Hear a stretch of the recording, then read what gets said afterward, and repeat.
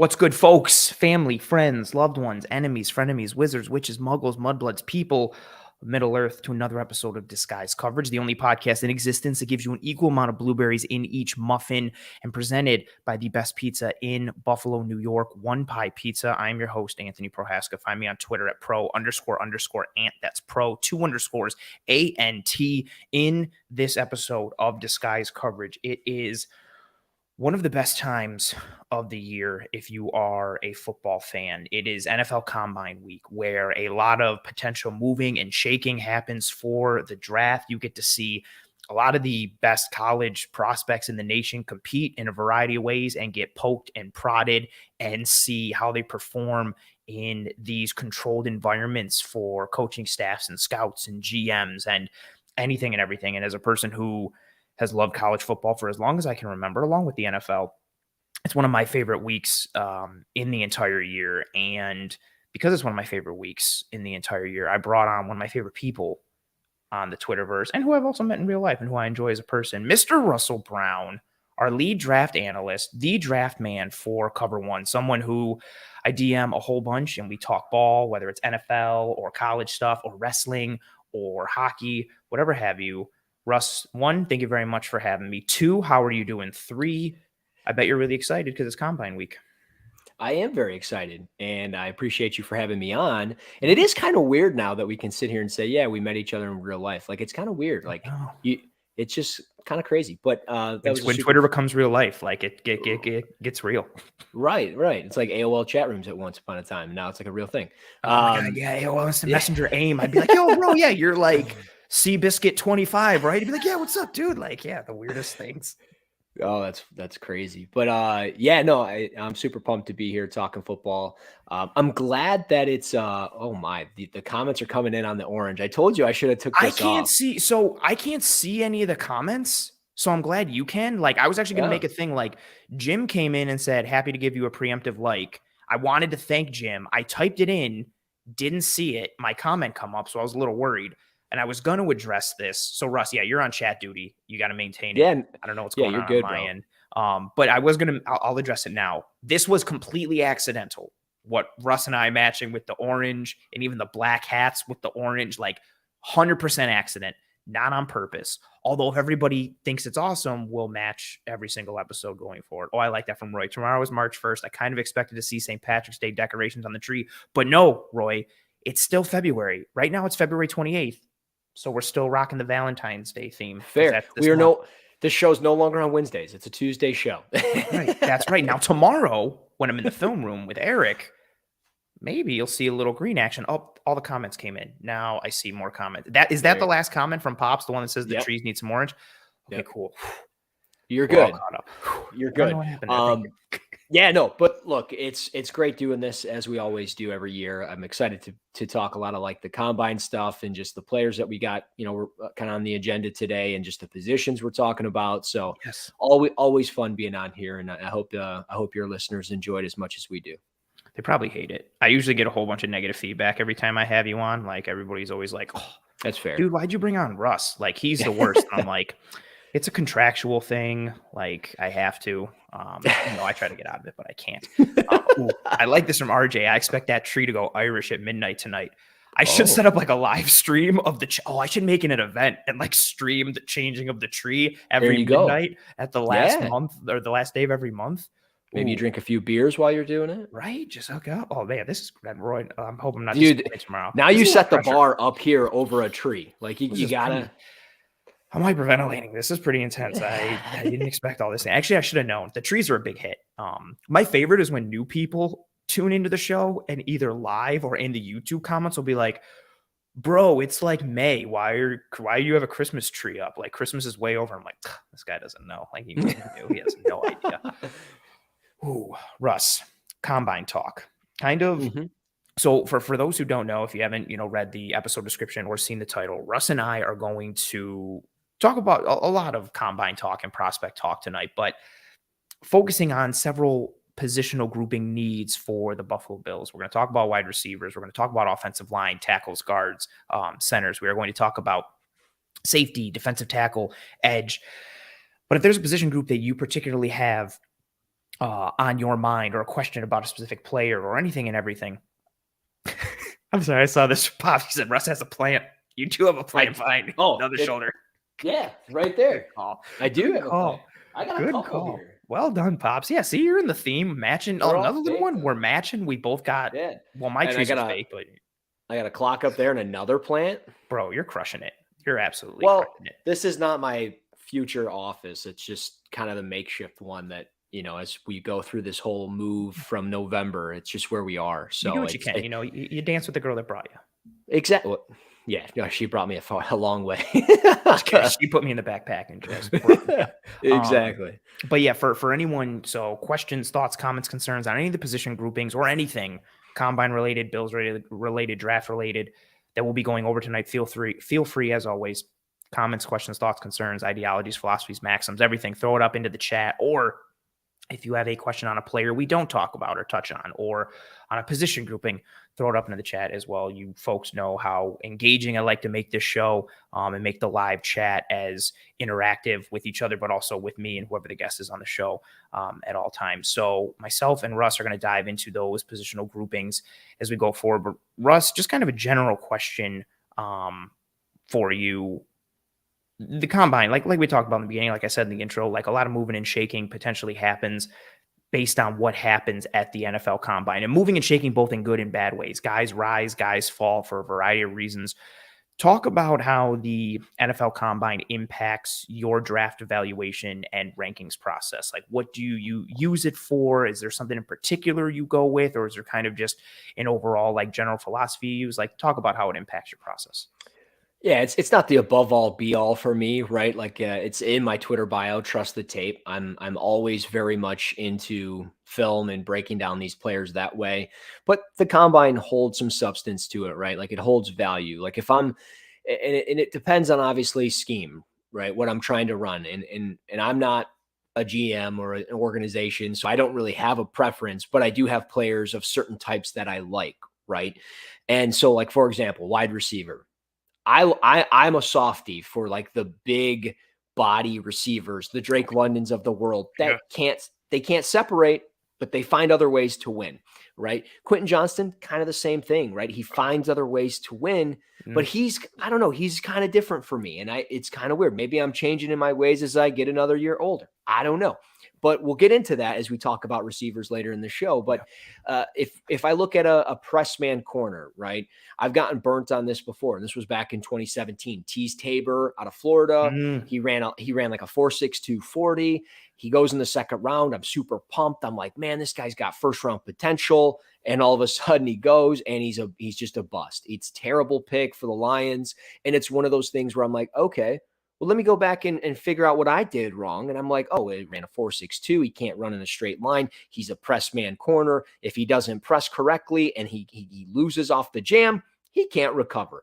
So like those things hold some value. So the 40-yard dash is not the greatest tool in the world to figure out if a guy's a good football player or not, but it holds some value to certain positions and to certain things. For example, like I just gave a corner when he presses and he does his jam, and then all of a sudden he can't recover because he got beat deep. So it's going to happen to corners at the next level, regardless of how fast they run, but it happens a little bit less frequently when they're able to run that sub 4 or 5 times. So I think it matters by position. Edge rushers, you want to see that 3-cone drill. You want to see how they are in the jumps, how explosive they are in that stuff. You're looking at all of those scenarios of how explosive they are, how fluid they are with their lower half. And then just when you watch them go through the drills, it's important to see how those guys are in those big pressure moments, empty stadium or not.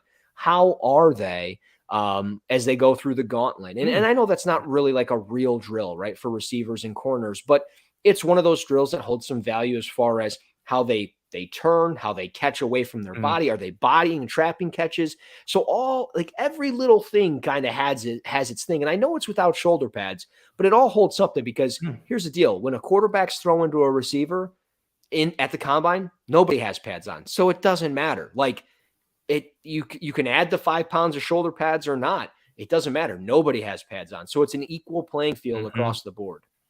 I like that controlled environment piece, like especially when you compare it to working out or testing another testing scenario like a pro day where everything is so staged, for lack of a better word. Like everything is, even for quarterbacks, like they're working with their quarterback coach and everything is like scripted. Like they're studying going out in there, like, all right, so first play, like you're going to hit the post, second play, you're going to do this, like third play, you're going to do this. And then you're working with players who you practice with all the time, who are also working with you, who you were able to kind of like dictate to and guide around.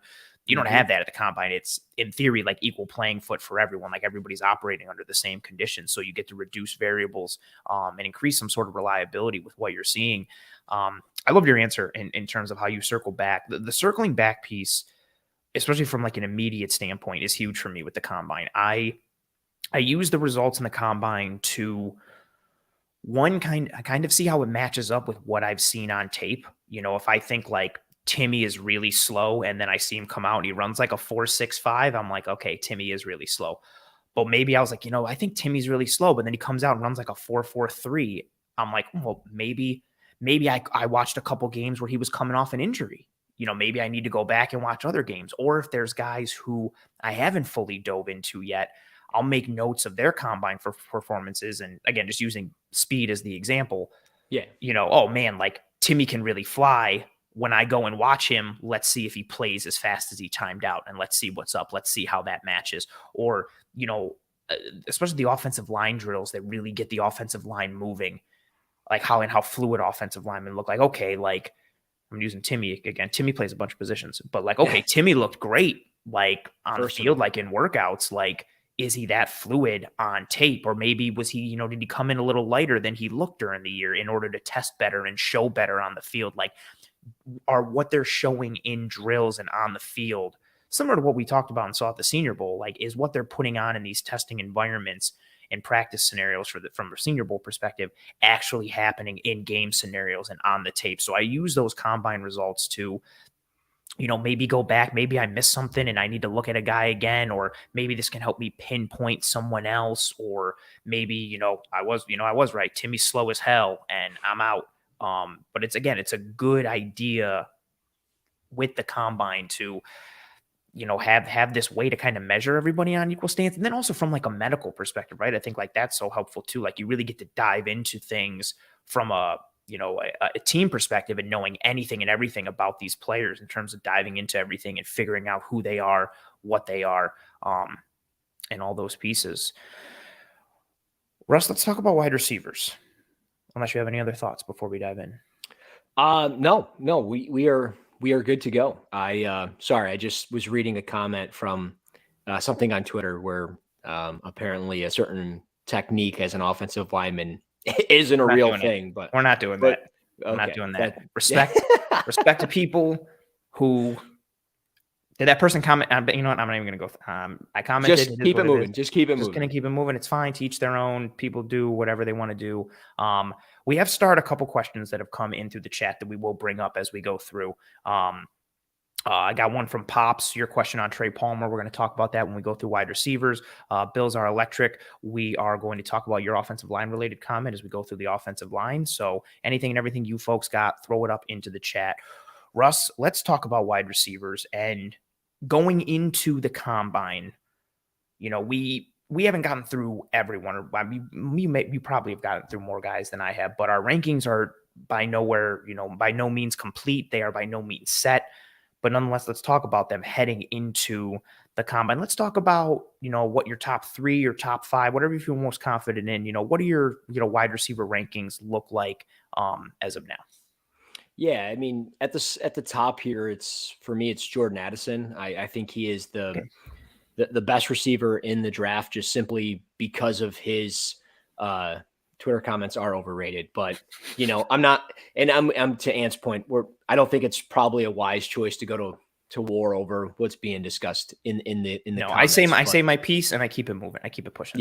Yeah, we keep it moving. But I think Jordan Addison is just a really fun player. With what he's able to do in the short and intermediate areas of the field. I think, size will come into question a little bit because he's a little bit thinner, but if he checks in, well over 180 pounds, I think that's going to be just fine. And I think he's got that inside-outside versatility. And I think he's going to test really well. He ran a 100-meter dash back in high school. It was, I believe, if I remember correctly, 10.86 seconds. So he's moving. Like that's fast for people who don't know, like from a 100-meter dash per second. That's a good time. Yeah. And it's not as fast as like a Jalen Hyatt or a Trey Palmer, who we'll talk about a little bit here down this list. But yeah, I think he's near the top, and he's a top 15 player for me. Actually checked in at 15. And then shortly, down the list after him is JSN, Jackson Smith and Jigba, who I think we'd be talking about a little bit more if he was healthy all year. If you go back to that Notre Dame game, he runs this orbit motion, he catches this pass out to the flats, and he ends up kind of getting tackled where like his head goes this way and his lower body goes this way. Brandon Joseph, I don't want to put this out there in a super negative way, but like he headhunted like for that hit. And as soon as like Jax was kind of vulnerable, ball went flying and Jax's leg got caught underneath him and it wrecked him for the whole year. Yeah. And and I think that's what triggered it. And it was one of those where he hasn't really recovered. Now, there was some speculation that maybe he was okay to come back after like week 7 or 8 and just ended up making the business decision.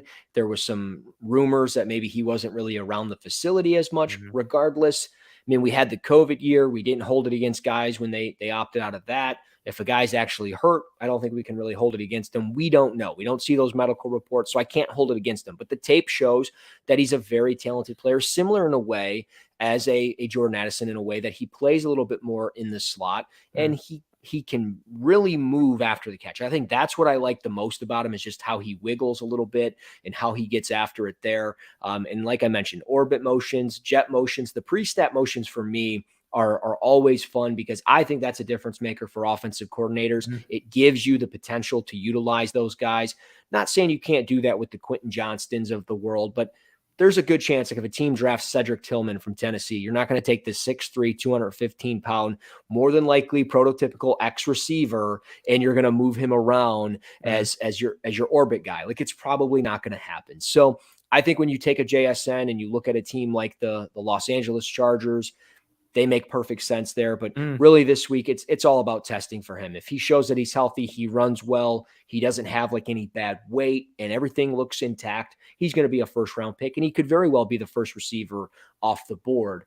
And then just lastly, the last receiver I have ranked, and these guys, again, are really close. I mean, Addison's at 15 for me, JSN's at 20, Quentin Johnston's at 21. So they're very close. And I know, you look at some boards, they have Johnson as a top 10 player. To each their own.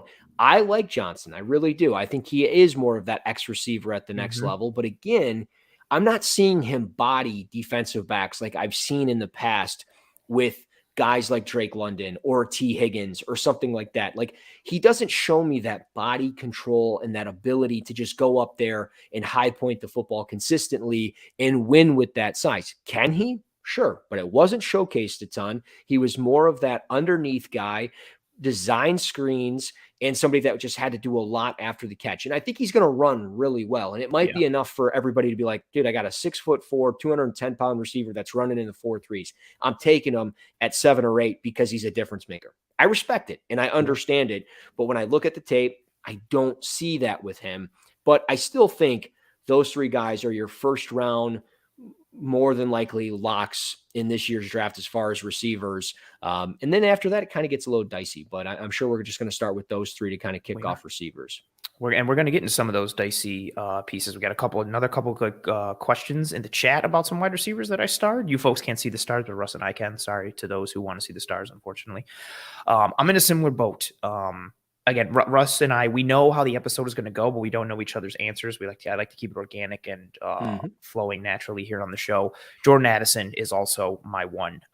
You and I talked about this with Kendall when we did our episode of NFL Draft Weekly a couple weeks ago, and we've talked about it in the chat. Like, this wide receiver class is so annoying for me because it's so muddied in terms of where you can rank guys. Like, so much of it is, even if we just start with the basic, right? Like, there's not a lot of true X receivers in this class. You mentioned like Quentin Johnston. I think part of the appeal that knocks him up some boards is he's one of the fewer like true X potential wide receivers. It feels like the majority of this class, especially towards the top, but even really through like the second and third rounds, a lot of the value there is like slot receivers or guys who can maybe be like a Z, right?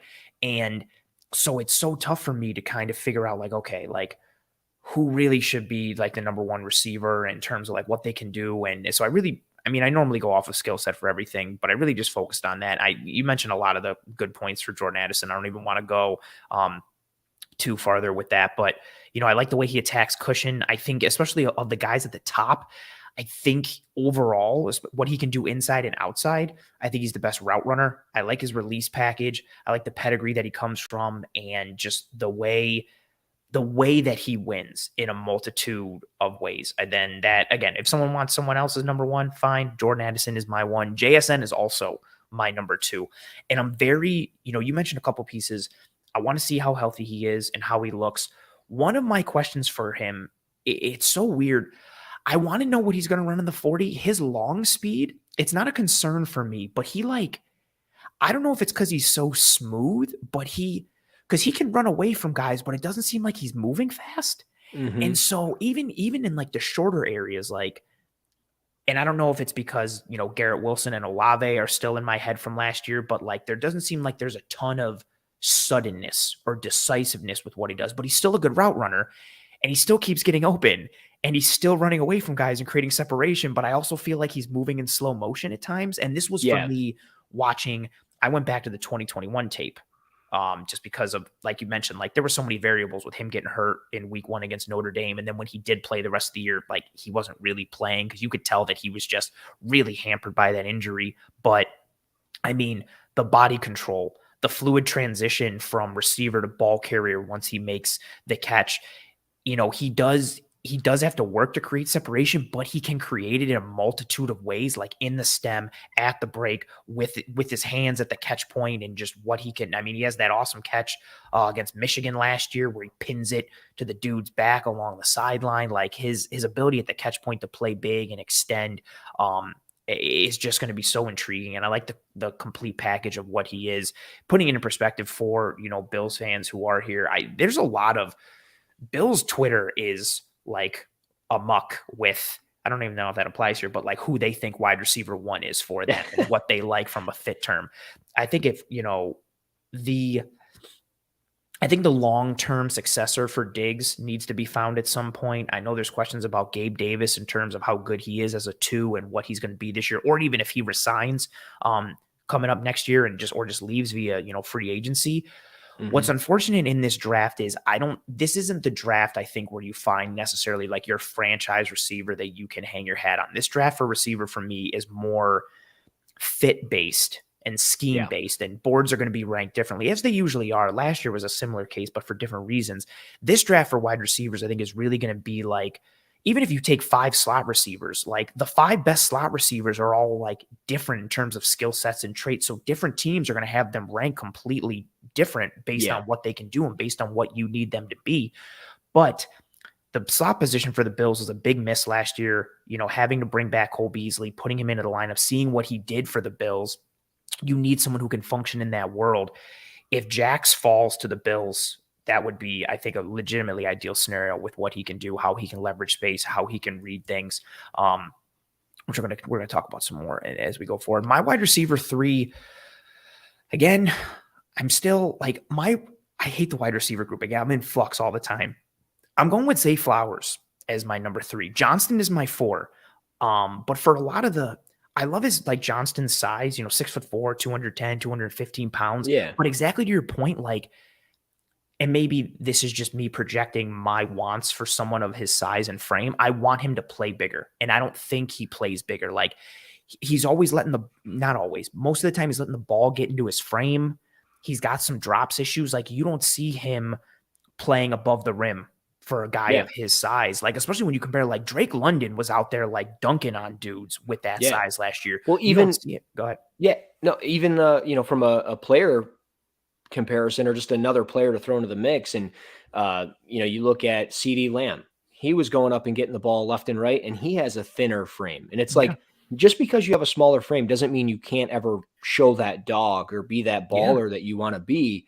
But when you're running timid or you're having that hesitation, I just start having some doubts. And I think that's why Jordan Addison falls up near the top of the list for us as our wide receiver one, because there is no hesitation. It's he trusts what he can do with his route running ability, what he can do after the catch. He already knows in the short and intermediate areas of the field, he knows he's going to beat almost every corner he matches up against. So it's like he knows. And when certain guys know they have that about themselves, it makes a difference. And I think there's, again, that hesitation with Johnson and JSN. It makes it so difficult. But I didn't mean to interrupt. I just wanted to throw Lamb in there as somebody that goes up and just plucks it out of the sky and does whatever he wants. Or even compared to somebody from last year, like Jahan Dotson, a smaller guy at the catch point was like, no, it doesn't matter. Like I'm coming down with the ball. Like he was a barely like 6-foot receiver in that range, but he played like he was 6'5" with how he played above the rim. Or even in this year's class, like you look at some of the plays that Josh Downs makes at the catch point or Zay Flowers makes at the catch point. And these are like smaller slot, maybe some Z potential with Zay Flowers, but these are smaller dudes who play like they're Quentin Johnston size, but the size is real, even though he doesn't necessarily play with it. I think for Johnston, like the speed is going to be his greatest factor. And I'm very interested to see like what he runs. Is it a low 4.4? Is it a high 4.3? Like he's got a long gait, but his ability to, if you just want to run him on verticals and deep and posts and corners and just let him outrun guys left and right, like he's got that speed. Like I'm interested to see where he falls in that conversation between him, potentially Jalen Hyatt as being like the fastest receivers in this grouping and how they compare to one another. I still think it's going to be Hyatt, but how far off is Johnston? I think that could really, solidify his spot a little bit. But yes, and Flowers is my 3. I really like what he does after the catch. My biggest concern, again, this is my dude who's my number 3 in Zay Flowers. I have concerns with how he can separate versus man. It just seems like his ability to separate in man was inconsistent. And especially as now some of this is Boston College's offense, which frustrated the ever-loving hell out of me. Like they run like eight passing plays. And I don't mean concepts and they vary them up. I literally mean like 8 plays. It's like trips right. And then, Flowers is play the number action, 1. Yeah. He's going to run a drag. And then they do the same distribution, but he runs a whip route this time. It's like the same things over and over again. But when you saw him go up against players of equal caliber in terms of being an athlete, like when he goes up against Florida State, where he's going up against guys who are also athletic and who are also agile and who are also fast, you're not seeing that separation. And I would like to see that more, especially from a route running standpoint. Like I think he's inconsistent in his deception in his routes and also his suddenness. When it works, it's beautiful and he shows it. But right now I feel like he's more of a find the space kind of guy and win with my athleticism and speed, which isn't fine, but using speed to power to winning your routes, because like you can set up a defender and attack their shoulder and almost like create a soft edge and go through them on these deeper routes.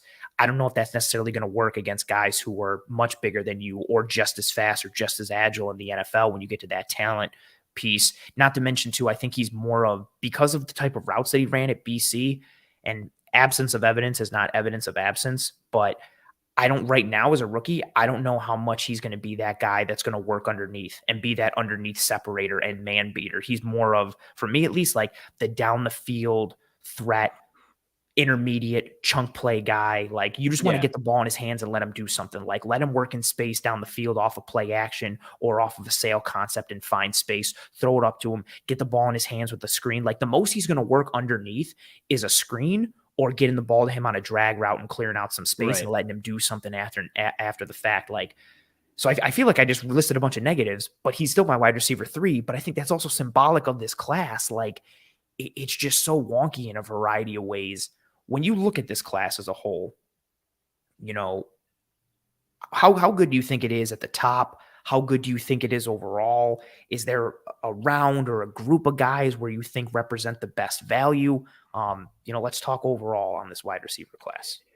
Yeah, from the top, it's a very good class. I don't think it's great. When you do like scouting reports and things, like you want to say, hey, he's got excellent this, or he's got, great this and this, and he's got great tracking ability. He's got tremendous ball skills. Those types of words, those key words. I don't want to say it's great or elite, but I think it's very good at the top. I think Addison, JSN, and Johnson can all have a case made that they're wide receiver one or have potential to be very good at the next level. They all have their flaws though. And at times, and as I mentioned, CeeDee Lamb and stuff like that, those guys were dogs.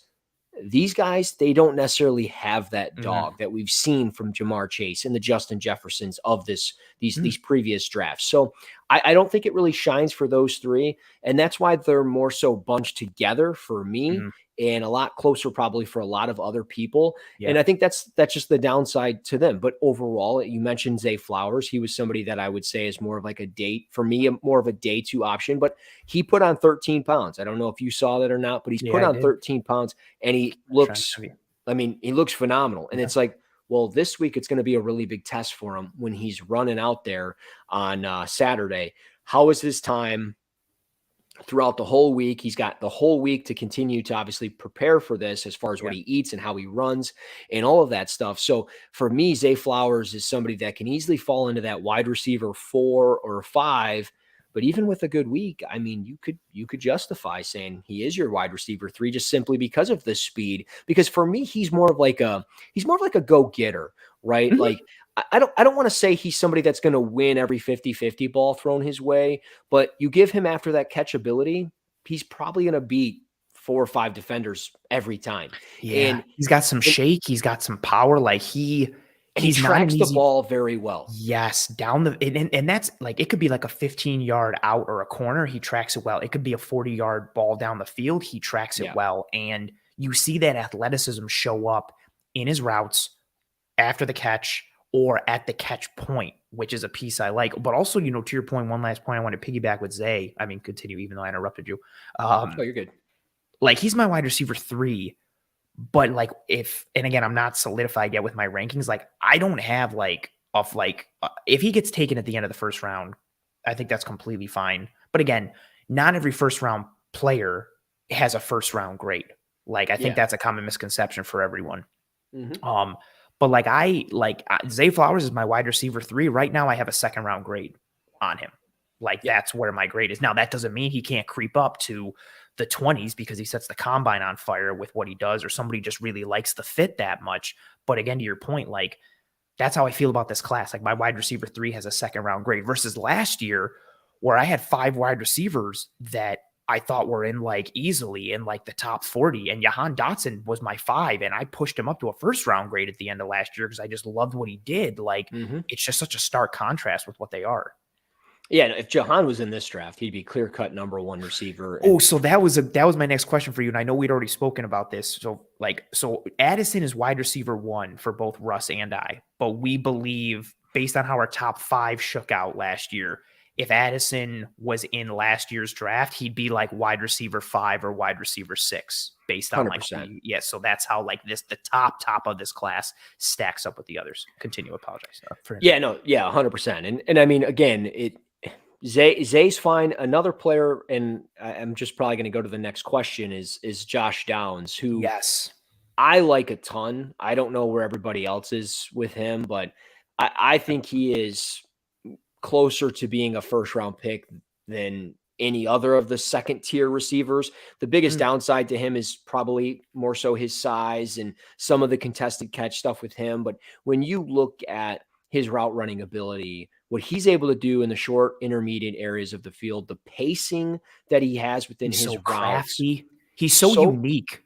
Yeah. And I think he runs it. Everything he does is, to me, very similar to Stephon Diggs. And I don't think people really, if we were to bring in what some of those whip routes are that Stephon does in the red zone, and you run it side by side with Josh Downs, I'm telling you, one that, and Eric Turner, hear me out here, put it on YouTube, it's money. If you put those side by side, I'm telling you, they're going to be damn near identical. I mean, those guys run those routes so crispy. And I know Josh Downs is listed at 5'10", 175. If he comes in at 5'10", 183, just like Zay Flowers, I'm sorry, I'm taking Josh Downs. It's very close between those two. But I think Josh Downs is kind of that second tier receiver that ends up going in the back end of the first round. You look at what the New York Giants did today. They let go of Kenny Golladay. Nobody did more with less Then Daniel Jones, they're going to bring him back for another year no matter what. So they're in play for Zay Flowers and Josh Downs, or potentially, if a Quentin Johnston or a JSN, somebody falls to their lap. But if you're able to get Flowers or Downs, the Giants are going to end up doing it. The Bills could very well be interested at 28. You look at what Kansas City has at 32. Who's to say Kansas City doesn't fall in love with Zay Flowers? They have so much draft capital. They could go from 32 up to 20 and get their guy. So, I'm just super intrigued with what those two guys do, but I think they're very close because of just the lack of size, some of the 50-50 ball skills that they do have, but don't always consistently have. But when you look at route running and just run after the catch ability, both those guys are so dynamic in their own right. So this is funny. So my next point was on Downs. Again, we didn't plan this. It just happened this way. Zay Flowers I have ranked ahead of Josh Downs. But this is where the fit piece comes in. If we're just talking like Buffalo Bills, for example, I would rather have Josh Downs than I would Zay Flowers because of the way that Josh Downs runs his routes. I think he does have some Diggs-esque qualities, but the big one for me, I see a lot of Cole Beasley in terms of his manipulation and deception and pacing of his routes with what he's able to do. Like, you'll get that Downs like hop step off the line, and the way he kind of just he paces and then out of nowhere he just pops, and it's sudden and decisive. He can lose guys in the stem, in the break. He knows how to time his breaks and his stems. Like, there's a couple reps where he comes out of his, out of his stance, and he's almost kind of like walking, and you're just like, what the hell? And you're like, oh, he just flashed open. It was all on purpose. Like, he's just a crafty route runner, always operating with deception. He plays big at the catch point. I want to see what he times as well. I know he ran like a 4.47, I think, or something in high school. So I think he'll probably stay around there. Maybe he goes up, 0.3 of a second or 300ths or whatever. But he's more of your pure slot guy. Maybe there's some Z potential depending on how big he can come in at and what he can do. But I do think he's susceptible to a true press at times. But just from a route running standpoint and a pacing standpoint and being able to leverage coverage and beat man and beat zone and read everything that's happening in front of you, like, that's where that fit piece comes in, which I think is a good microcosm of what this draft is for wide receivers. Like, you might have, receiver A ranked over receiver B, but some team might have the fit way better for B than A, and so they're going to go with B. Like, and that's a specific example. Like, I think Flowers is a better receiver, or at least I like him more. But if I'm talking fit, I'd plug Josh Downs, and now I'd have no problem if the Bills took, say, Flowers. But Downs' skill set, that fit works so well based on, what they can do individually. But again, a lot of like that fit piece in terms of what is asked of you or how you fit into an offense. Let's go to that last question from the second point there. Where do you think in this draft is the best or let's talk about value for receivers? Like, how do you feel as you move down towards the class? Like, we talked about the top in terms of like where it ranks, but how do you feel as we get towards, the back end of day two, towards the Parker Washingtons of the world, or I don't know, depending on your flavor, like the Xavier Hutchinsons of the world, or, depending on where everybody, I'm just naming out people that a lot of guys have ranked in different spots. Like, how do you feel as we start to work our way further down and away from the top 5, 6, 7 receivers? You mentioned Parker Washington. He would be kind of the next guy up on that list. I do like Cedric Tillman as well as another name, but with Parker Washington, he's one of those guys as well that I think can play inside and outside. He's like a poor man's Jahan Dotson. Let's just call it what it is. Yeah. And I don't know if it's like the helmet or what it is. Because they both the single digit Penn State receiver, like right. But he was somebody that caught my eye last year a bunch, and he was somebody that would go up and just pluck the ball out of the sky. And it was like, okay, who is this guy? Then you start watching him run his routes, and like, he moves really well when he's running those dig routes or slant patterns or even like an out route or something. It's not as fluid as like a Josh Downs or a Zay Flowers, but he still moves very well. And I think he's going to be really consistent in the numbers. So I think as a day 2 option for a team, you're going to get, I think, a plug and play receiver that has some wide receiver 2 potential. Obviously testing is going to be very important for him this week, because if he comes out and runs like a 4.55, you're looking at like probably a 5'10" receiver that's a $185, and you're like, he ran a 4.55. I don't know, but right, not great. Like probably not my ideal slot receiver, but again, maybe I can put him as an X because he's got the ability there. But as I go deeper down the list, I mean, I'm going way deep down the rabbit hole, and I'm talking about, two specific guys. One being Charlie Jones from Purdue. I think he's an efficient slot receiver. He'll probably pull a ton of like Austin Collie comps, who, was pretty solid for the Colts before he got hurt. He was catching 50 to 60 passes a year for the Colts. So I think maybe there's a chance Charlie Jones could do that for a team. It took him a long time to figure it out. He finally figured it out with Purdue. He's played for 3 different schools, Buffalo, Iowa, and Purdue.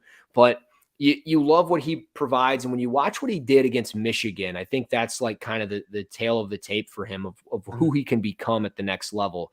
And I'm really curious how he tests. And as this is a combine show for this week, he's somebody that I think has really gone under the radar because we're talking about the Jalen Hyatts, the Tillmans, the Xavier Hutchinsons of the world, and rightfully so. But I think as you get into that 4th and 5th round, you're looking for a potential wide receiver 3 or 4. I think Charlie Jones falls into that. And then the other guy, and I will bring up 2 guys as far as just combine speed when we get to that question, but another guy is my guy, Jayden Reed. I have to give some love to the Michigan State Spartan because he had a great – I have to. He had a great week in Mobile, and he's going to be a special teamer right off the gate. He's going to be more of a gadget guy, and maybe he's like Jalen Reagor, right? We kind of see what Jalen Reagor is in the NFL. Should have never been a number 1, probably should have been drafted as a first rounder, but he was somebody that, you saw what he could do at TCU, and you're like, okay, I'm going to roll the dice on him.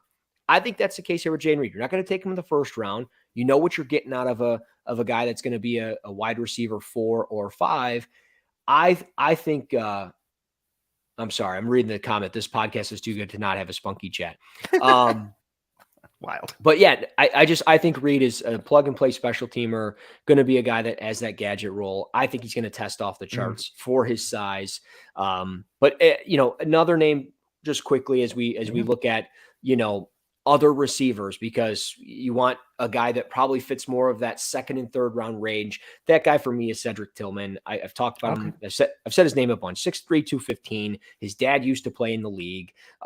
You'll love what he provides. I think the biggest downside to him is just that Tennessee skill, that Tennessee offense doesn't have the route running that we see from not, let alone their spacing and their alignments, and then what's happening. Like it's very like heavy college spread nonsense, play the hashes type of offense. Right. Run vertical. If that guy's going to run vertical with you, give me a hitch at 12 to 15 yards. Like it's pretty much it. There's nothing too crazy about it. But as you look at a 6'3" receiver that can run vertical, you think of, maybe Kenny Golladay or something like that. You're going to get a guy like that in the 3rd round.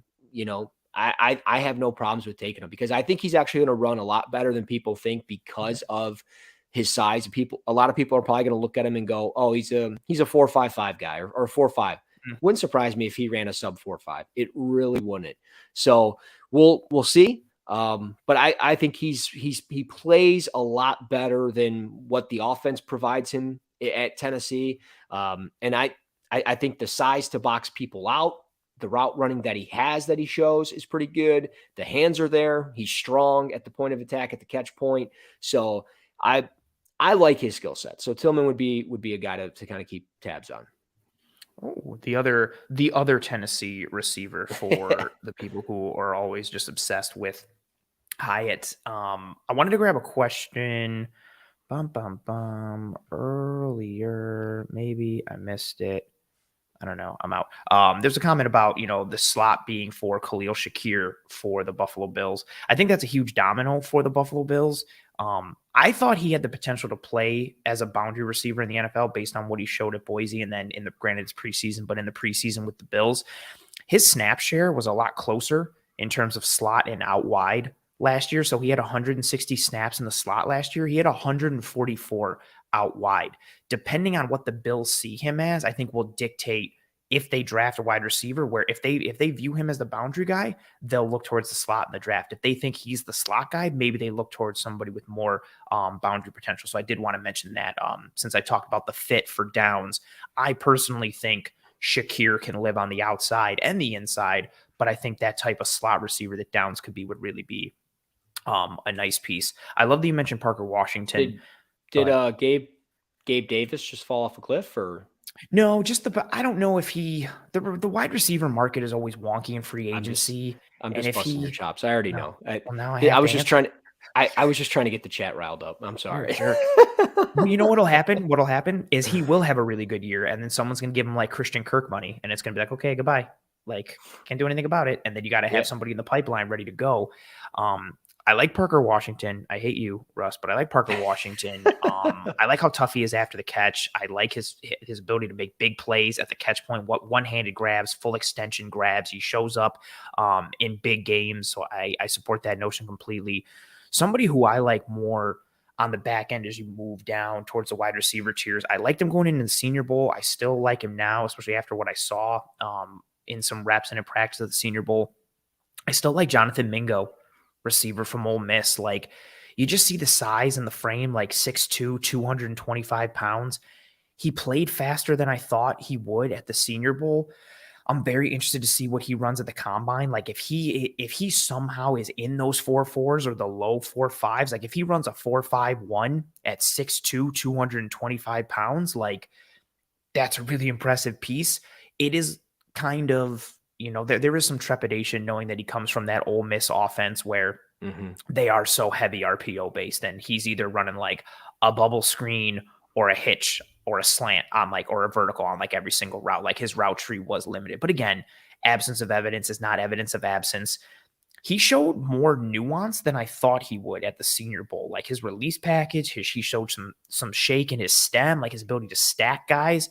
And then if worse comes to worse, bro, you're 6'2", 225 pounds, play your size, which he does. Like, he'll go through linebackers. He'll run through, whether with the ball in his hands or in his stem, he'll go through guys. He's somebody as you go down towards, and I don't want the size and the school to make people think, oh, well, he's another A.J. Brown or DK Metcalf. Like, this is fantastic. Oh, my God, they got another one. No, but I think he's really intriguing given the size, given the frame.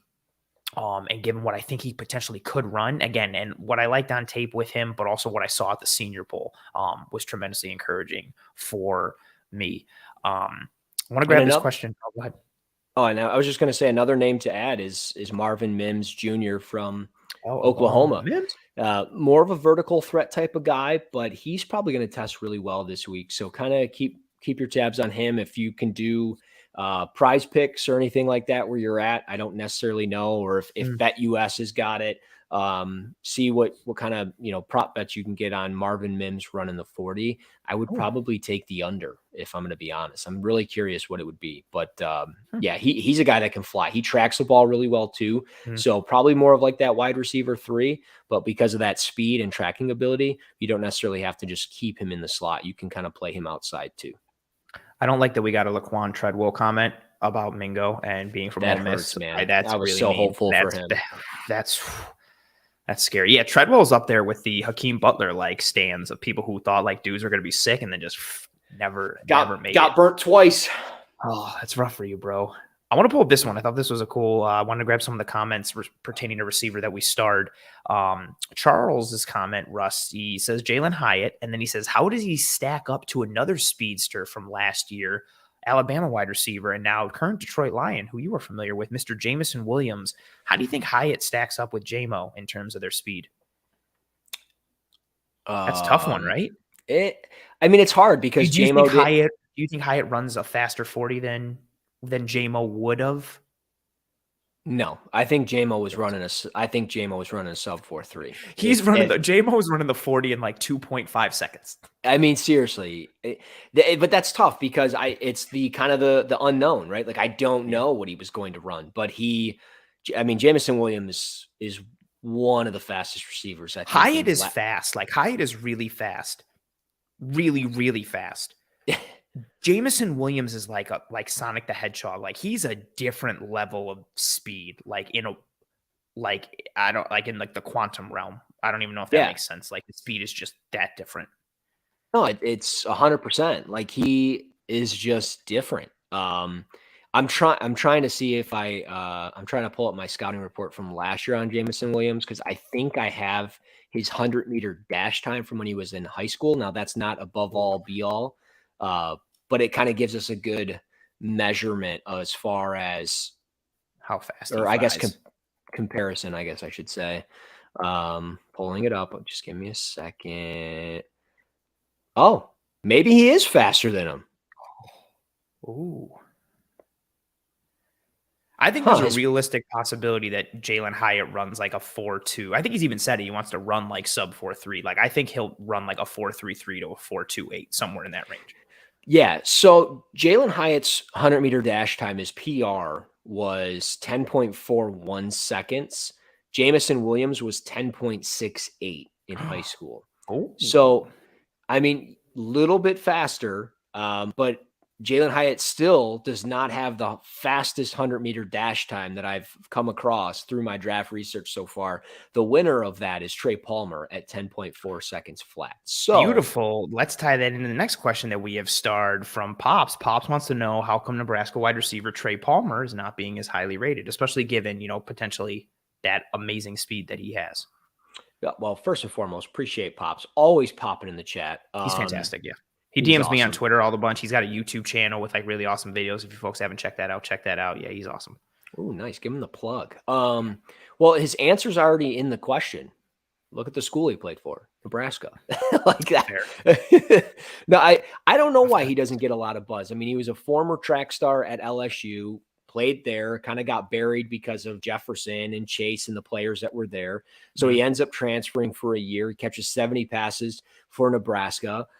More of just like that vertical threat receiver. He's somebody that doesn't show a bunch, in the short intermediate areas of the field. You're not going to see, as we look at dig routes and slant patterns and those types of things, it's just more so just straight line speed for him. Yeah. And that doesn't necessarily win everybody over in the NFL. But again, if he's going to come in and if he runs neck and neck with Jalen Hyatt's getting first round buzz. Trey Palmer is going to go on the second day of the draft somewhere. It's just a fact. It's just a matter of where. So I think it kind of comes down to that. But I think teams already are going to know, like if I just some guy, if I know about, his 100-meter dash time and what he did at LSU and those types of things, the NFL already is way ahead of it. They already know what he had for breakfast this morning. Like they know, and they're going to figure it out. So I don't know why he's not as highly as rated. Maybe a lot of people haven't gotten to the tape yet.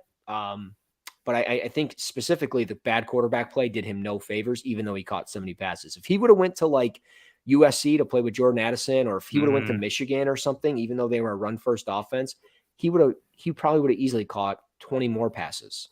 Sometimes teams, what's the phrasing? They scout the helmet more than they do the player. And I think like you see a team like Nebraska that has really fallen from grace, especially offensively. And yeah, like especially in a class where, like Hyatt played for Tennessee in the year that they had. Like Jax is awesome and he goes to Ohio State. Addison's awesome and he goes to USC. Yeah. Like Quentin Johnston is huge and fast and played on the team that went to the national championship. Like imagine Trey Palmer at Ohio State this past year. Right. I think it would have probably been a little bit different. And Ohio State probably would have scored even more points than they already did. Which is unreal considering how much they already scored. Really good comment from Pops. Really like that one a lot. I'm going to answer this one really quick from Tyler because we started to touch on some of them. Tyler asking who's in the lower tier wide receivers the Bills could go after. I think like a lot. It depends on what you mean by lower tier. Like I'm assuming you mean like second, third round, or maybe even fourth. I think we mentioned some of them, the Parker Washingtons of the world, the Jonathan Mingos of the world. Tank Dell is a real interesting one. I don't know where he falls. Like he's better than just like this cool, fast, small receiver. Like he knows how to actually run routes. Like granted, a lot of the routes he succeeds on are more like vertical stem based, like nines, corners, hitches, digs, but he knows how to sell routes with pace and body language. He's got that burst. He can snap off routes. He knows how to read leverage, but he's listed at 5'10", 163 pounds. Like he is small. And even when we saw him at the Senior Bowl, like dude is small, and just that frame doesn't have a long track record of success or any real track record of success in the NFL, but dude can play. Maybe somebody takes a risk on him, but I think he could be down the tier as well. We mentioned Xavier Hutchinson. I'm not a huge fan of Rashee Rice. I only watched one game so far. I didn't love what I saw at the Senior Bowl. I did not like what I saw on tape. There were some highlights where or highlight plays he makes on the tape where he climbs the ladder and he's going up and making big boy catches. But I didn't really like what I saw from him in his route running. Some of his routes, and I want to know, maybe he was injured in the game I watched. Granted, I'm only one game in so far, but he seemed kind of lazy in his routes. He lacks suddenness and deception. He's got that odd kind of short, choppy stride, but he does track the ball really well downfield. He's a ball winner, which he needs to be at 6'3", 206 pounds. He's someone that, again, if you're looking in the second, third, fourth round, is somebody like, not for him in particular, but like the receivers that we've mentioned in that next second and third tier. I think those are a lot of the dudes who could potentially be in that category and in that classification. Wanted to grab this comment because this is awesome. We global out here. This is V. V says, "Hi folks, Bills fan from Australia. Just got here, so I know this is awesome. Just got here, so apologies for mentioning a receiver likely already discussed. Could the Bills draft Jalen Hyatt, and would they need to move up in the first to do so?" This is, again, this receiver class is kind of pick your flavor. If Jalen Hyatt comes out this week at the combine and runs a sub 4.340, and some team thinks they can teach him the route distribution, and he's shown enough on tape to warrant like a first round selection, I don't think it's crazy that like there's a chance that Jalen Hyatt is the first receiver that goes off the board. I don't think it's crazy that the idea that he potentially goes in the first round. Like, I think he could. I don't think he lasts to the Bills' second round pick. So if the Bills want to take him, they either have to take him in the first at 27, or they'd have to trade up to get him in the second. I don't think he lasts to pick 59 in the second round. The speed is too real. Some team's going to love him. Again, Russ and I both think he runs a really good 40 at the combine, like either sub 4.3 or low 4.3s. Some team is going to, potentially take a shot at him just because of that piece. He's going to go much, much sooner than we probably all anticipate. And it is what it is. I mean, 40 times will win people over, and you can't pass up that speed. So I just think when you look at the full draft order of the first round, like Houston has the 12th pick, Brandon Cooks is out of there. They've taken Will Fuller before, who could run like the wind blows. Who's to say they don't take Jalen Hyatt at 12? They're going to take, especially when you pair him with you got Bryce John Young Mechie, right? Yeah, and you got Mechie coming back from last year. Yeah, you got John. Hopefully, John Mechie can stay healthy and all that stuff. But I mean, they have his name's escaped me. Who's the kid from Michigan? Nico Collins. Thank you. We do this on the draft show too, and we did it throughout the season on NFL Weekly. I can never remember Nico Collins' friggin' name. Yeah, but they have him, who's a fine, the bottom end wide receiver 2, wide receiver 3 option. But you bring in a Jalen Hyatt, takes the speed off. Depending on who your QB is it Stroud? Is it Young? Is it Anthony Richardson? We'll see. You look at Green Bay at 15. We know they need to continue to add weapons into that offense. Oh, man, dude, could you imagine Watson and Hyatt in the same offense? The vertical presence and the speed? Holy hell. That's how about Pittsburgh at 17? A lot of people don't view wide receiver as a thing, though. But I mean, Jordan Addison, if he's there, why not reunite him with Kenny Pickett? But you throw in Jalen Hyatt potentially if he's there. Detroit at 18, I know they've done it before, but they've got the luxury to take a wide receiver if they need to. DJ Chark's probably gone. So Hyatt's really such an example of what the combine can really do for someone, because his tape is him running everybody off the field left and right. But if he comes and actually shows it in a timed format, and it's then everybody's like, okay, this dude is I'm thinking of Seth Rogen in Superbad with oh my God, hey, he's the fastest kid alive. Oh, yeah. That's fastest man alive. Yeah. That's exactly it. Hyatt's just going to run everybody, and everybody's be okay, this guy's and with what this receiver class is, again, you and I both have Addison 1, and we have Jax number 2 as well. If Jalen Hyatt was the first receiver off the board, I'd be okay. If Quentin Johnston was the first receiver off the board, I'd be okay. If it was Zay Flowers, I'd be okay. Everything is so muddy and murky. Right. But now if it's Rashee Rice, like we mentioned, I'd be okay. Because I watched one game, Cincinnati game. He had 5 drops, and I turned it off. If you start dropping passes in one sitting, and then I look and I go deeper into it, and you have 9 drops on the year, you got 20 plus drops in your career. Sorry, man. You got to catch a football. And then for us, we saw him at the Senior Bowl, and he didn't do wasn't. anything. No, He didn't do yeah. anything. Like, just I'm calling it what it is. He didn't do nothing. I was hoping. I heard there was so much buzz I heard, and I hadn't watched his tape going into the Senior Bowl. I had hoped to see more from him, and when I didn't, I was just kind of like, but I watched the tape anyway. Yeah, kind of just same. Well, I'll throw one more wide receiver. I don't know if we were going in another direction, but no, do you, dog? The Mafia. This guy is from so ECC South is a community college in Buffalo. So he says, "Hey, ECC South grad in Tokyo at the moment. The Mafia is global. This is fantastic, man. We got Australia and Tokyo. Don't know what he's doing in Tokyo, but appreciate you. Yeah, pretty awesome. What was your other receiver you wanted to mention? Yeah, just kind of the last guy, and he kind of falls into this day two radar, but I'm just really curious about him because he was kind of a consensus top receiver going into this year as far as this fall, and he just kind of fell off the radar, and that's Kayshon Boutte from LSU. Oh, bro. Go ahead. Yeah, he's just super interesting, right? Like he's kind of had just the same production year in and year out. Never really took that step forward. Had a bunch of touchdowns in 2021, but you watch him, you see like the first round ability, but then it's just like is never consistent. He has some drops where he's catching with his body, but I look at him and I see a guy that's pretty fluid with his hips. I mean, he throttles down really well, kind of has that snap when he's in and out of his breaks. And I like the size for the position. So more of maybe that wide, maybe he'll never be a wide receiver one for me, but if I need that, 55 to 70 reception type of receiver as a wide receiver two, I can get this guy somewhere in the top 50, maybe even top 60 of the draft. I think he's worth the conversation. I think the biggest thing in what's holding him back isn't probably testing for this week. It's the off the field stuff. There was a bunch of stuff. Dick?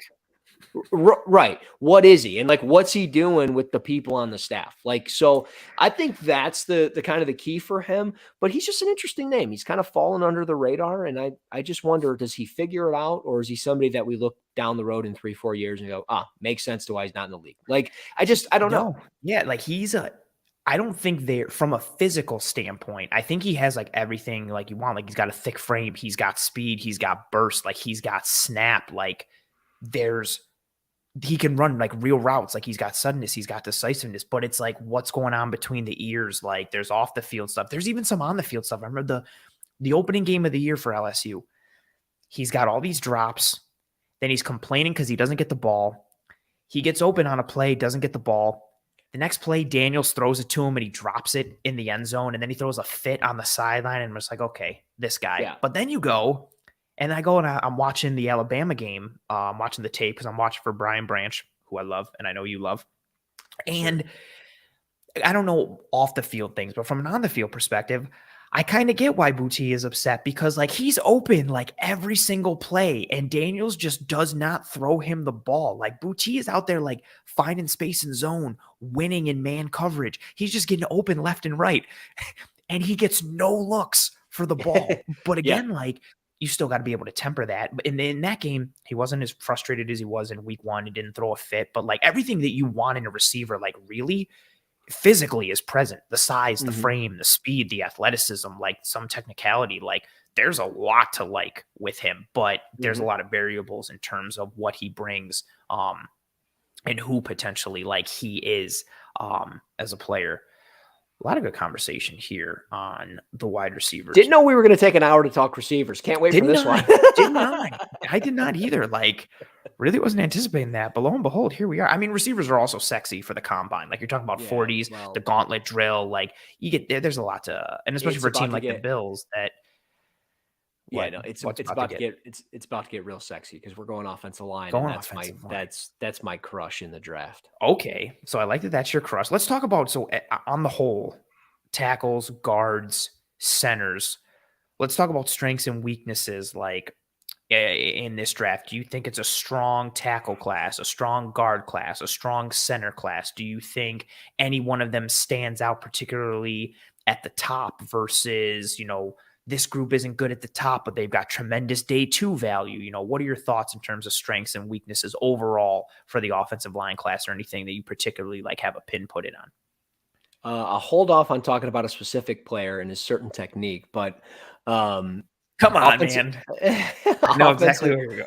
Offensive tackle, I think it's a pretty good group, man. I think there's a chance that we see specifically 3 guys for sure at offensive tackle, depending on what you label Peter Skoronski. I think he's a tackle, but arm length might push him to guard. I have him as a tackle as well. I get that he does have short arms. Even if you don't know anything about arm length, when you watch the tape, you can immediately be like, that guy's arms are too short considering he's like 6'4". But his technique is beautiful. His positioning is beautiful. Like every snap, like the leverage he plays with. But yeah, he does have he's the Roger McCreary of tackles this year, apparently, because he's got short arms.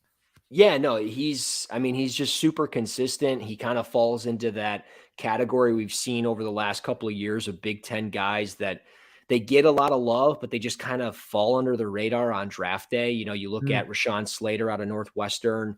He was somebody that got that tackle guard conversation a bunch, and he ends up being a really good tackle. You look at Tristan Wirfs from Iowa, ends up going like 14th, 15th overall to Tampa Bay. Best right tackle in football.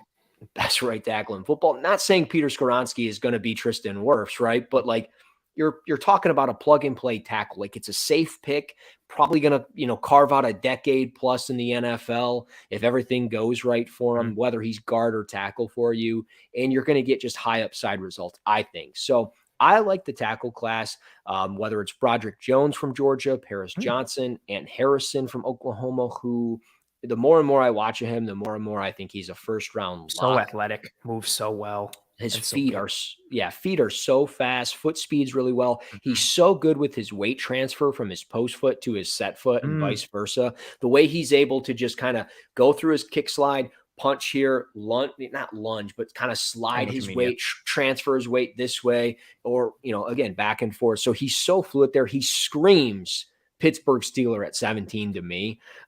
We'll kind of see. I talked to Brandon Thorne about that a little bit, and he was like, yeah, that's a great fit. So we'll kind of see what happens there. But I just think offensive tackle, Matthew Bergeron, Darnell Wright, DeJuan Jones, just so many good offensive tackles here. I do like the interior offensive line group. I think there's easily, probably 5 or 6 guys that go within at least the first 3 rounds by the time we get to the end of the 3rd round. So I think that those are, a good group overall. I just don't know if it's necessarily as deep as that offensive tackle class. I like to your point, like the top of, if we're talking about offensive line as a whole, I think the top of the tackle class is the best out of anything in this group. When you're looking at, whoever anybody has a tackle one, like I have Skoronski ahead of Paris Johnson, but even as you go down the road, like Skoronski and Johnson and Jones and Harrison, depending on what you think Bergeron is, do you think he's a guard tackle, like whatever, Darnell Wright. I know people who like Morris, the other tackle from Oklahoma, or people who like DeJuan Jones, like even some of the nice reps we saw from Jalen Duncan out of Maryland at the Senior Bowl, like some pieces there. Like I think the tackle class is, from like a top tier perspective, the best of the offensive line here. Yeah. If we're talking about like later value, and again, there's still good value, I think, overall for the tackle grouping. Interior wise, I think there's more value like late first, but into the 2nd and the 3rd rounds. Like I think that's where you're looking at like the Cody Mauchs of the world and the Osiris Torrances. I know some people like Steve Avila from TCU. Yes. I didn't love his tape. He got great feet. His feet are like really, he moves well on tape.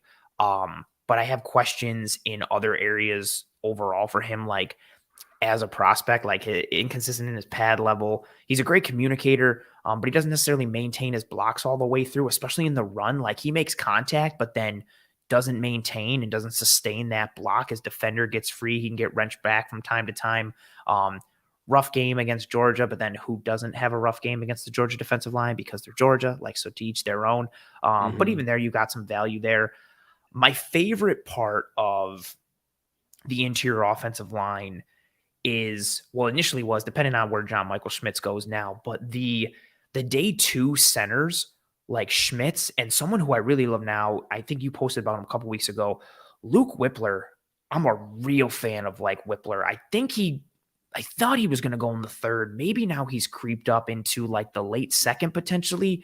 I like what the centers can be as you start to move through.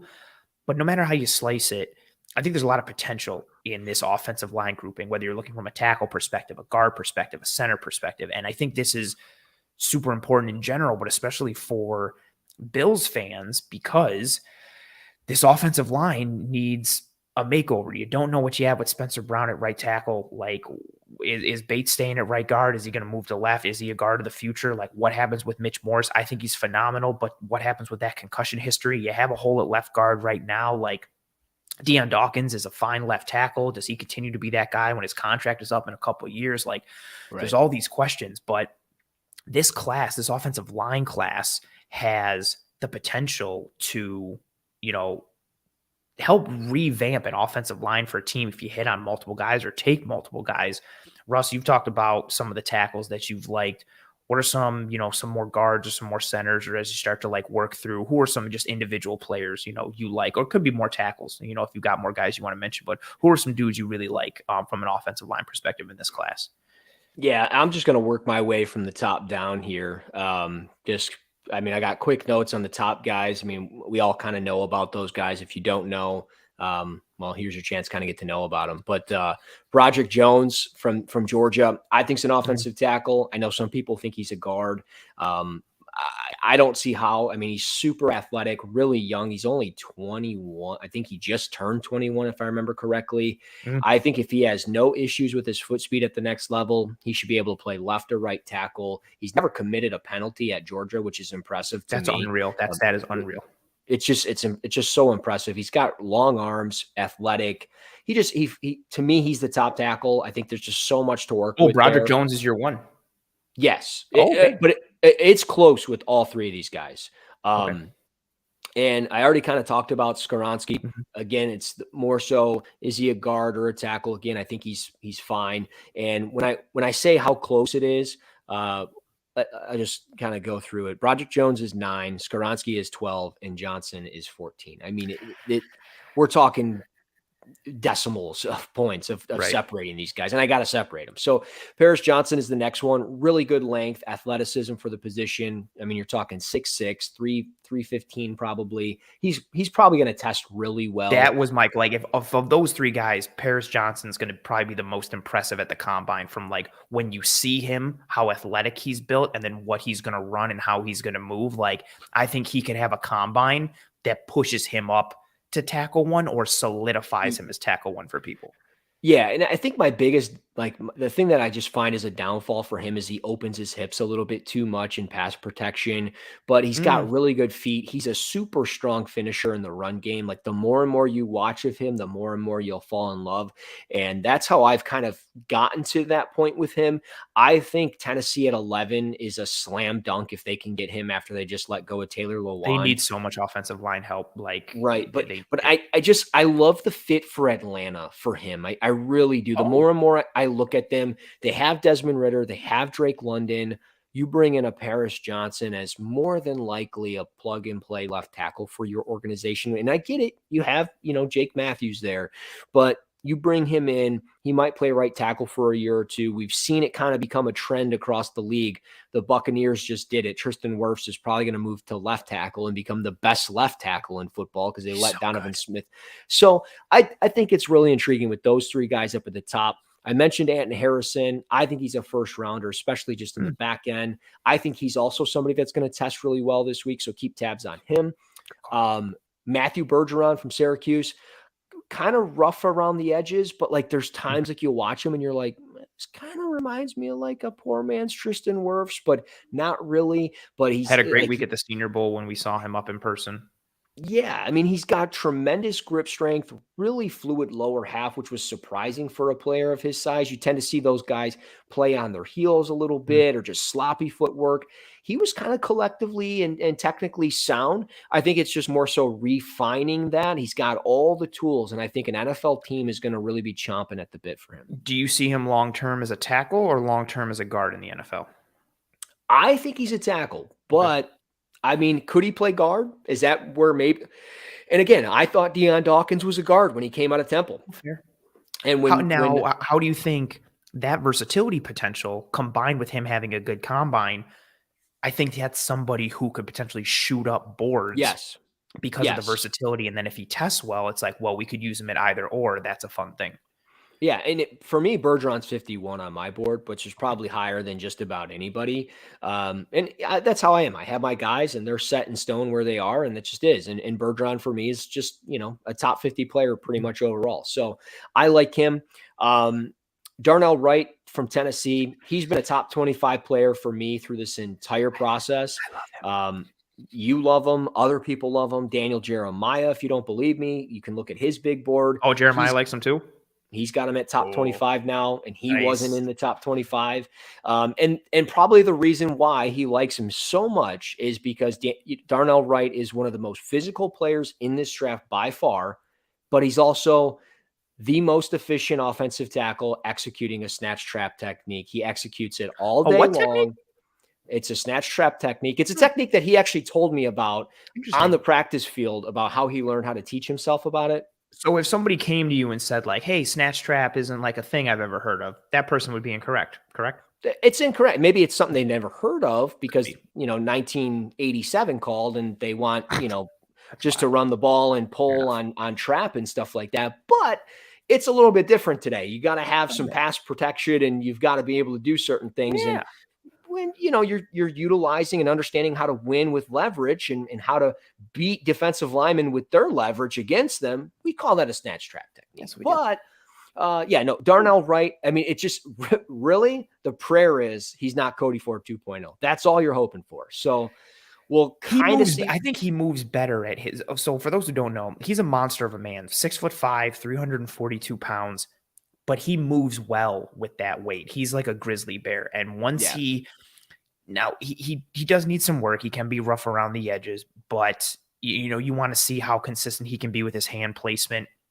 But if he latches on, he wins. Like if he gets you in those paws, and I'm saying that on purpose because I think he's like a grizzly bear, it's over. Like he's got that snatch trap. He's okay on movement. Like, the Bills love to run dart or, those tackle wrap plays. I don't necessarily know if that's going to be the best thing for him based on how some of that lateral agility moves, but I do want to see what he looks like at the combine from a movement perspective. Because in person at the Senior Bowl, like he was huge and he moved well in individual. He moved well in team. This is also a dude, if you want to kind of test your mettle, you go up and you see like, okay, like how can these dudes handle top competition?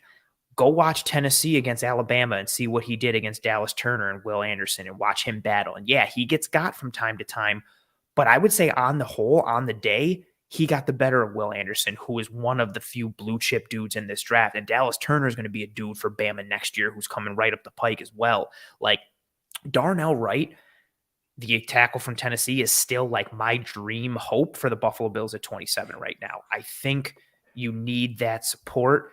You need that competition for Spencer Brown at right tackle. Like, I don't think, the case is over for Spencer Brown. I'm not slamming the door shut on him as he's going into year 3, but Darnell Wright has some upside, and I think he also offers you some of that floor.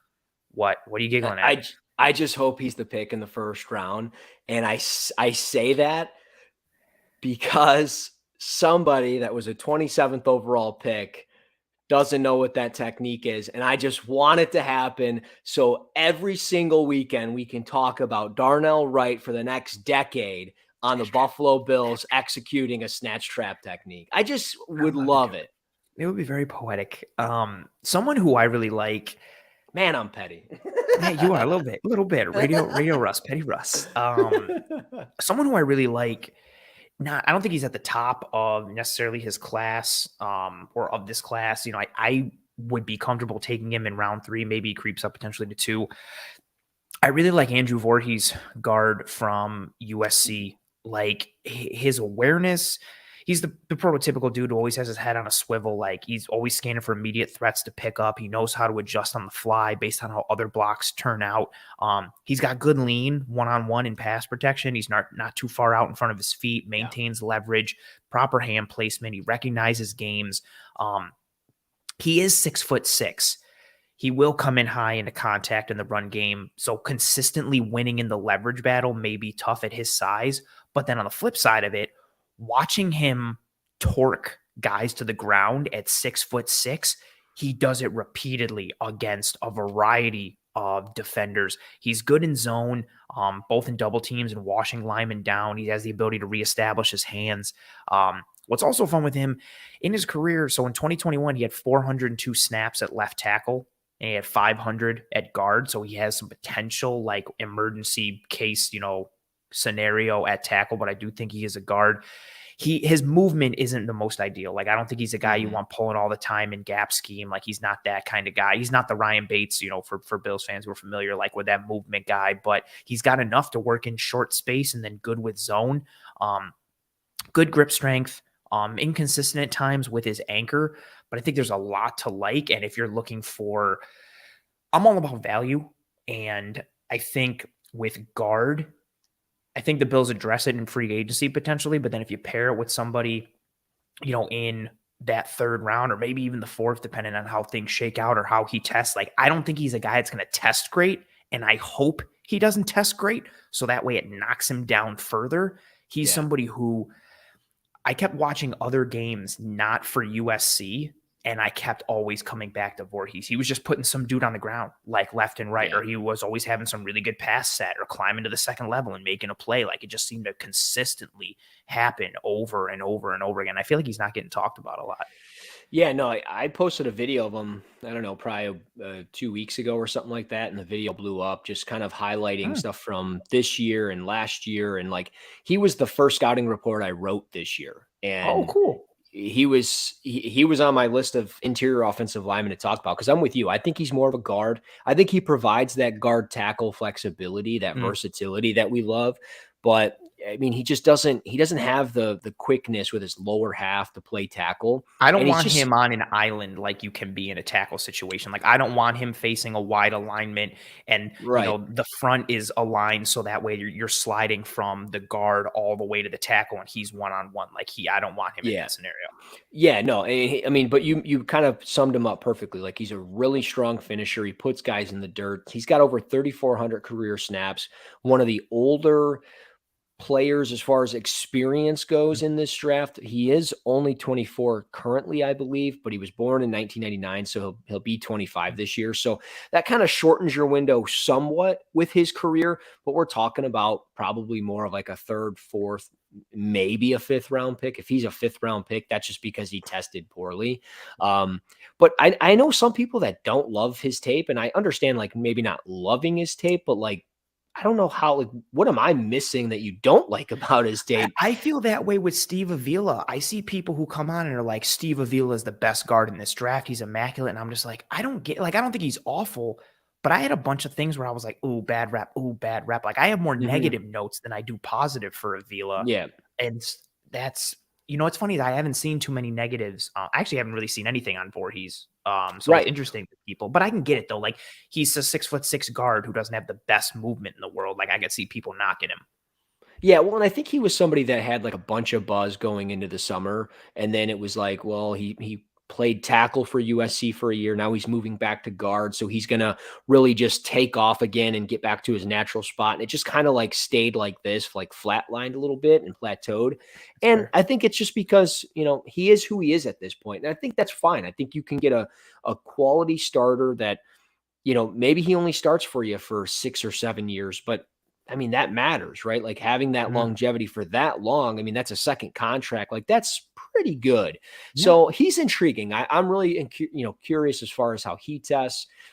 Some interior offensive linemen. You've already kind of mentioned a couple of them. John Michael Schmitz, who we both love, Luke Whippler, Steve Avila. I like Steve Avila. I think he's a solid all-around guard. I think he's got that plug-and-play ability. I like the way he operates in space as far as his ability to pull. And yes, I think he's very good movement guard. Yeah, and I think he communicates pretty well when he's getting ready to pick up a blitz, like, hey, and he's going to pull because he's pointing that stuff out. And just kind of talking to him at the Senior Bowl, like, he kind of like gets it. And I think he's somebody that really like secretly kind of grinds tape. And all these guys do, right, for the most part. But I think when you get into the NFL and you start making that money, you're like, well, the new Call of Duty, Call of Duty came out. I'm going to play that, So like, I don't know if you're going to necessarily have to worry with like a guy like that. He just kind of had his head on his shoulders. And he carried himself very well. But I can see where you kind of, have your reservations about him, and you're just like, I don't know, maybe not. But the other player that I wanted to get into here was Alex Forsyth from Oregon. Oh, and I don't know. He's another center as a day 2 option. I'm curious how he's going to test, because I thought overall he looked pretty good. I thought he had a strong anchor overall. There was definitely times he would like lose ground, but he could like really just anchor and kind of reset his hands and just kind of hold himself there. He's got good snap to step quickness. And when I talked to Jim Nagy back in the fall, he told me that he was their top ranked center. oh, And I don't remember if he declined the invite or if it's because he hurt his shoulder he hurt his right shoulder back in November. And I don't know if he had to take time off to get either surgery or get that healed. I don't recall offhand, but he was somebody that I thought was just super interesting, because you look at all offensive linemen, they wear knee pads and knee braces. He doesn't. Yeah. And I'm like, he's interesting. And I think as I look at him, I'm like, dude, this guy's going to go to like the Kansas City Chiefs, be a plug and play guard or something for them. He's going to crush it for 7-8 years. Take over for Joe Tooney, just be a sick guard for forever. Exactly. Like, he's just, I don't know. He's interesting to me. And I do wonder if a team like Buffalo maybe has some value with, looking at him. I mentioned, my Detroit Lions as a team, possibly just because they have that West Coast kind of connection with Brad Holmes and Oregon. So I don't know. I think Alex Forsyth is pretty interesting. What about, someone who has been mocked to the Bills a bunch, someone who we liked at the Senior Bowl, Mr. Osiris Torrance, guard from Florida. I like him, but I posted, and I don't know if you know the clip, but I posted Jalen Carter. Where he just can't anchor and he tries like 3 times and Carter just drives him back. And I pointed out just because it was like, one, I think Torrance is good, but I didn't name Torrance in the clip. And I was just like, yo, like here's Jalen Carter, like walking back a 347-pound guard. And so many people were like, Torrance, joke. Oh, isn't this the guard like mocked to the Bills? And I was like, damn, everybody coming for like Torrance. But he had a really good Senior Bowl week. And even for his size, I think he moves well. He climbs well to the second level. I'm interested if he stays. So again, he's listed 6'5", 347 pounds. I'm interested to see if he stays at that weight in the NFL or if they kind of trim him down a little bit. But even if he stays, he climbs well to the second level. He's got good awareness and pass protection. He finds work. He recognizes games. He's a people mover, though. Like, he adds a physical presence to your offensive line. Like, he is that road grader. He's got, I forget how big his hands are, but I was standing behind him in drills and he wears size 4XL gloves. Like, he is a terrifying mountain of a man who moves way better than he has any right to. If the Bills took him at 27, I would be fine. I like him as a prospect. Again, I think he increases that physical presence for your offensive line and the way he can function. Like, you got a dude who can just move guys out of gaps seemingly at will at times. But what are your thoughts on Mr. Torrance? Yeah, I like him. I mean, I think he's a first round caliber type player. I could understand if he goes in the first round. It feels like that buzz has kind of died off a little bit. Like, it feels like people are starting to realize, like, hey, maybe speed, rushers and things like that are really going to give him fits. Guys with, that are blitzing at the NFL level, he's going to struggle, hitting that 4-eye or something like that, and then having to go in and get that guy that's blitzing right up the A gap. He's going to struggle with that stuff. I was literally thinking like A gap or like cross dog blitz, and I was thinking of him like having to like lean one way and come back to the other, and I was like, ooh. Yeah, it might be a struggle for him, but in the box, like just one-on-one with guys, he's going to hold his own. And I mean, he's going to be a plug and play type guy, because you can't really wait around on a 345 plus offensive lineman. Like, you got to start putting him in there somehow. You got to hope he turns into something much more than he was in college. And you have to hope that he even trims some of that weight down. And it's possible. It's very possible he gets down to like 335 and just ends up being an absolute stud. Like, who was that dude for the Bills? Cordy Glenn, right? Oh, just kind of a massive guard that, carves out a role. And I think there's something there for him. And I think Seattle's a great landing spot for him. I would be curious if they took him at like pick 20, if he ends up being there. So we'll kind of see, but he kind of falls just in that category with DeJuan Jones from Ohio State, just big, oversized offensive linemen. And like, it's great that these guys are massive, but not all these massive guys pan out in the NFL. Like when you look at DeJuan Jones, I see the first round buzz, like why people are talking about it, but I on tape, I don't see a first round player. And he opens his hips a ton. He has to utilize his length to like ride these blocks out. And if he can't do that, he's going to lose those reps. So like, I don't know, like I struggle with him. And like, you think of Mekhi Becton, like once those guys have to go 100 miles an hour at that size in the NFL, the body just starts to wear down. And I think that's going to be kind of the case for some of these guys. But I like O'Cyrus Torrence, to the original question. I do like O'Cyrus Torrence. I just think, speed rushers are going to give him fits. Blitzes and identifying those blitzes are going to struggle. If he ends up going to, and I think if he goes to a place like Detroit, it's a home run because he's playing next to look who he gets to play with. and Frank Ragnow. So like it's a perfect landing spot for him there. And I have him mocked there at 18 in my mock draft 1.0. But convenient for you. I know, but I don't know. I don't know. We'll see. It's funny that you mentioned Jones. So I like Torrance. I like Jones, but I have red flags for DeJuan Jones. Yeah. Like, first of all, we're talking about snatch traps. He has a good one. He just chops people's like hands off at the wrist and will just take you down. Also, consistently multiple reps of establishing wrist control and just owning guys easily, like with that length. Again, I mean, he's 6'8", 350 pounds. He's got good hands. He's strong. When he washes down his man, he completely caves in like an entire side of the offensive or line period. Like it's beautiful. His hand placement is fine. Once he gets his hands on you, it's tough for you to get away. But I think he's susceptible to inside moves. I have questions of whether or not he can regularly anchor and if he has the feet and the balance for that. I'm concerned about what he will look like from a mobility standpoint in the NFL. Will mobility be an issue? Like, here's my big thing with him. Like, if you just run a wide alignment and put him on an island and just run at him, I think you can get through him, or just set him up on the outside and get back in on the inside. And I don't know if that's ever going to change. I don't know how much fluidity you can teach him based on his size and his body composition. DeJuan Jones is someone who I'm interested to see at the combine this week because I want to see how he moves, not from a time perspective, but from these drills. I want to see how much sync he has in his hips. Like, how fluid can he move? How does he get around the corners? Like, how does he shuffle? Because all my questions for him are mainly mobility based, which I don't think is like even that novel of a concept or like a knock for him. Again, the dude is 6'8", 350 pounds. Like, he's not going to be the most nimble athlete and the most fleet of foot. Like, dude is huge. But again, to that point, like, okay, like what happens if you put him on the edge against, or put him on the right tackle against an edge defender who can get around the edge or set you up on the inside? Like, and I'm not even talking about like a stud. I'm talking about like DeJuan Jones versus like Carl Lawson. Like, I think Lawson could go through him or get around him or get on the inside, like, let alone like these premier guys that have the ability to put you in a blender or go through your chest. And so I understand the first round buzz because, again, he's huge and he had a really great first day of the Senior Bowl and then didn't practice the rest of the week. Like, he was like, oh, I nailed it, I'm done.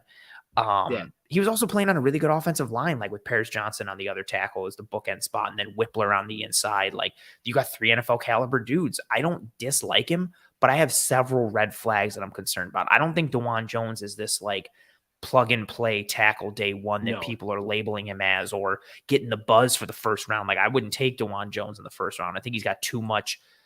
I think his ceiling is there, but I think his floor is questionable. And I think longevity, like, he could be a complete bust. Like, if you told me 2 years from now, DeJuan Jones is out of the NFL, I'd believe it. If you told me he was a top 15 right tackle, I'd be like, oh, okay. I mean, the ceiling was there, but I think he's got like an equal chance to be out of the league just based on the concerns that exist around his frame and his skill set and his traits. Yeah, that's why I was a little surprised that after one day at the Senior Bowl, he just was like deuces. Like Because he didn't want to give anybody that nobody on day one tried inside moves on him, and everything was close quarters. So I really feel like he was like, well, I'm not giving him a chance to expose me. I'm done. Like, that's it. Right. Like, Which the buzz is good. I'm out. Yeah, and I get it, but at the end of the day, like I would be stunned if on the opening night of the draft, he's one of the first 31 picks. I would be absolutely I don't see it. Now, could you tell would if you said, "Hey, the Titans at 42 or the Jets at 44 or Pittsburgh at 50," I could see it. But around, yeah, sure. I'm fine. But after, I don't know. Before that, I don't know. I'm with you. I think there's a lot that needs work with him, and we don't see those big guys work out. Sure, Orlando Brown. We see a couple here and there. Yeah. Maybe he is, but the testing is going to be massive for him because if he comes out and just, I mean, didn't Orlando Brown run like a 5.5 or something? He had one like of that? The worst combines ever. He tested terribly. I'm pulling it up because, but he also, and you remember he had like a horrible bench because he's got really long arms. But he was also upfront about it, if I remember correctly. Like he told people, like, "Oh, I'm gonna have a horrible combine. Like I'm not." He ran a 5.68. There you go. He was terrible. He had a horrible combine. I think when you watch his tape, you see the football speed. Correct. And you can see where he excels. I don't see that with DeLong. Well, it was similar with the fall wasn't as drastic. Terrell Suggs set the record for most sacks in a single season and then fell out of the top 10 because I think he ran like a 4.8 40 or 4.7, like something terrible. And he fell to the Ravens. But there was this polished, packaged edge rusher who had moves and strength and could bull rush and had a pass rush plan, but he fell just because he didn't test great, which you never saw in the like he wasn't the most athletic guy, but he was athletic enough. But Suggs fell, I think, to the middle of the first round when he shouldn't have, just because he didn't set the world on fire with his testing. But yeah, Orlando Brown he nosedive, and then he went late because he had such a horrible, horrible combine. Let's move to the defensive side of the ball a little bit in our last segment here. So we've got safety, we've got defensive tackle, we've got edge. A lot of potential to have conversation around these positions for any team in general, but especially the Bills. We're going to go through and we're going to give a like and a dislike at each. Russ, I'll let you start first. Pick whichever group you want to go with, and somebody who you really like or dislike or hate or want to set on fire, or somebody you think is undervalued, however you want to phrase it. Yeah, I don't really have a player I dislike for each one of these positions. I think I've got a player I like as my favorite, and then a player I think, and then super underrated. And starting with just safety, since it's the first on the list there. I'm going to talk about our guy. I know we're both going to talk about the same guy. You already know who I'm talking about. Yeah. And I mean, look, I love Brian Branch. I think he's the best safety in the class. I label him as a safety, but he's just super versatile and can do so many different things. But so is this next guy, Christopher Smith, Georgia. I mean, there's so much. There's so much, right? He's a layup of a pick for us. I like him best. If he was 6 feet, 205 pounds, I think he would be a top 20 prospect in this class, and he would be the number one safety by far. And I don't think it would be close. Yeah, no, I agree. I'm with you. I think he can align as a free safety in a single high cover one look. I think he's got that range and the ball skills. There's times like you'll watch him. I think it was Missouri, if I remember correctly. He like floats over the top and like just runs through everybody just to break up a pass. And like there might be times he gets flagged for that, but like I just love like that he is a selfless player, not a selfish player, a selfless player.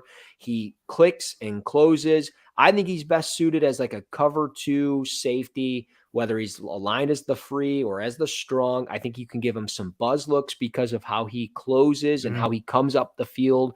The ball skills are there. There's so much to like with him. I think he's a little bit thin in his lower half. So if he can get a little bit stronger there. But I mean, he's a smaller guy. Like he was listed at 5'11", 195, which means he's going to be smaller. And I think, if I'm remembering correctly, at the Senior Bowl, I think he came in at like 183, 185. Like he was definitely in the 180s, I believe, which is small for a safety. Yeah, if anything, it was maybe he might have been like no higher than like 192. or something like that. Like it was definitely something. I think it was 187 if I remember correctly. Yeah. It was in the 180s. I know that because I remember being like, oh. Yeah, but he's a dog, man. He's a player I love a lot, and I know he's probably one of your favorite, if not your most favorite player in the draft. But then my underrated guy, yeah, my underrated guy is Brandon Joseph from Notre Dame. Really, I think at this position, I mean, I don't know what you hate him. Yeah, really. Why do you hate him? No, not hate him. His missed tackles are so brutal for me. Like just arm tackles and lunges. He comes up too fast trying to make big plays all the time and misses.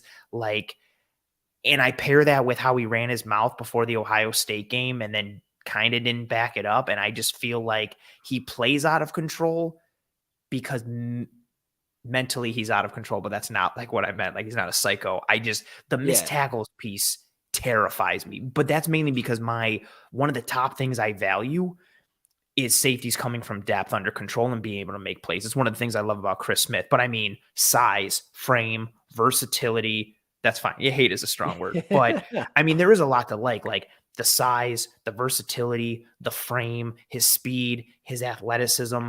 And I'll say this too. I liked Northwestern Brandon Joseph. I liked a lot more than Notre Dame Brandon Joseph. I will say those two things. And I think it's the changes in the coaching staff for a player like that. Maybe he kind of loses his way. I think he was trying to do too much at Notre Dame. And I don't know if it was because of the transfer, because of the higher profile games, but it just seemed like rein it back in. Yeah, and that doesn't mean like he is going to fail in the NFL by any means in the high profile games. I think it's just when you're a younger player and you get this expectation put on you because you go from, I mean, let's just call it what it is, a crap of a program in Northwestern that doesn't win a bunch of games. Tremendous academically. Right. And great campus. But then you go to Notre Dame where you're kind of expected to be in the national championship contention.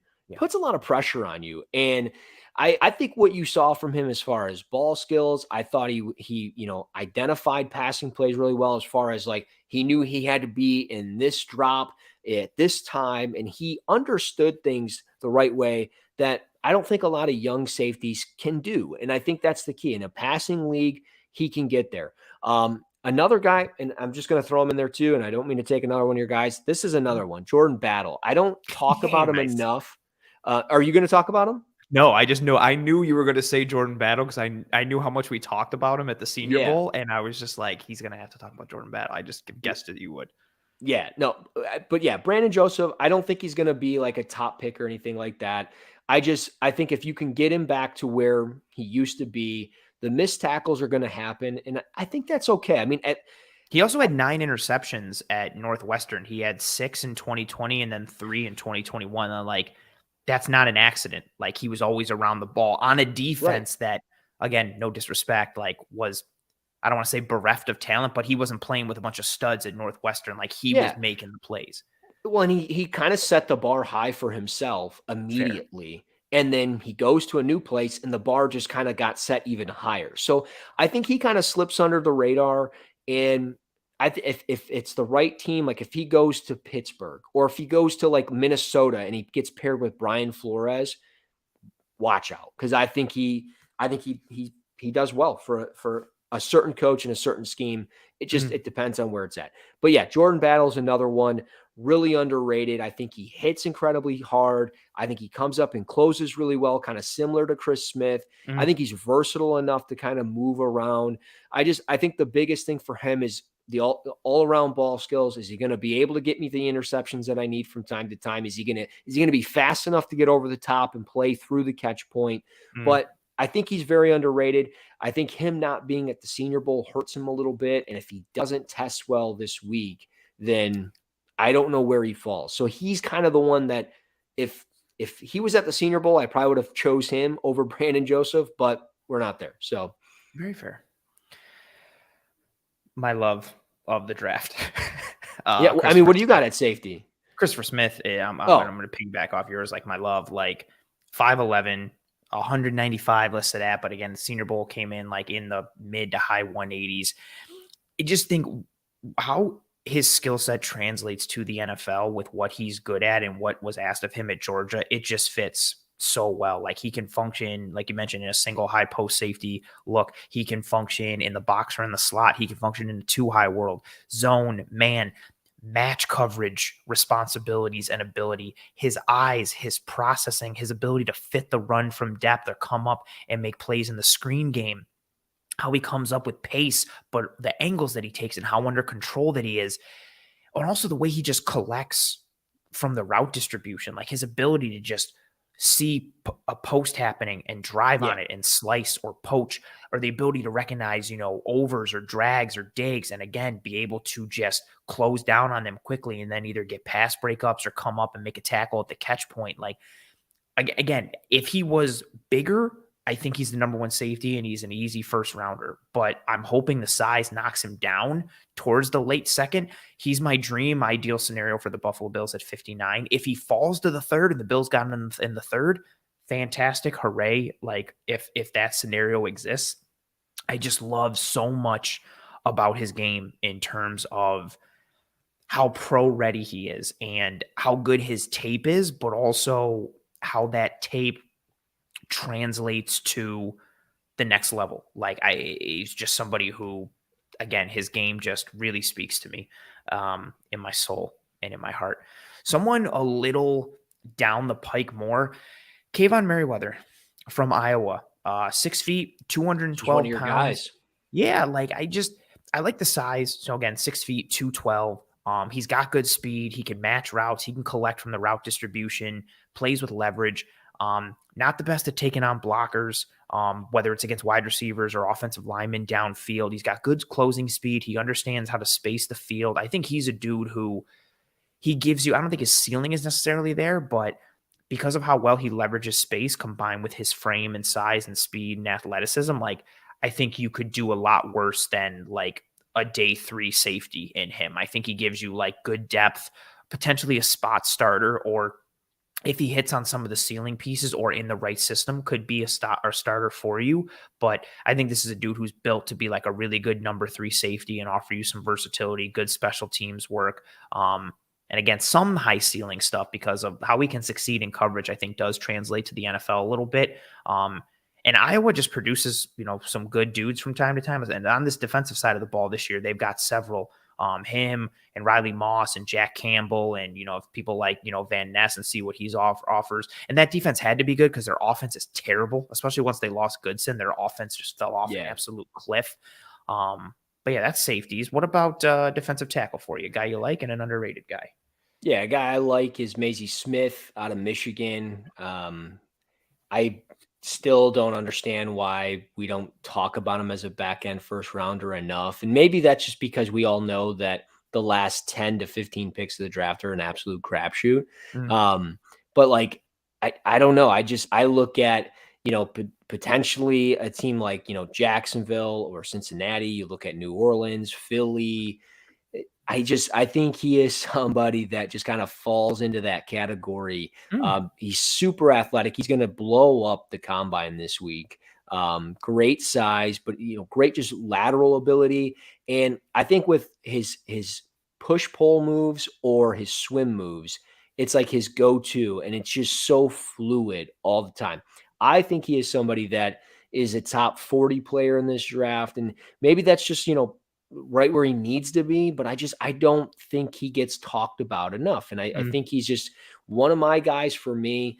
He's got kind of an off the field thing with a potential gun charge that kind of happened in the middle of the season and stuff like that. But I nothing really came of it. So we'll kind of see what happens. But I think as far as how he strikes his opponents and as far as, how he creates separation with his post move, again, with the swim move, I like his overall skill set, and I think he's somebody that could be a plug-and-play starter. The underrated guy for me is Keanu Benton from Wisconsin. Oh. Really thought he was somebody that impressed down at the Senior Bowl.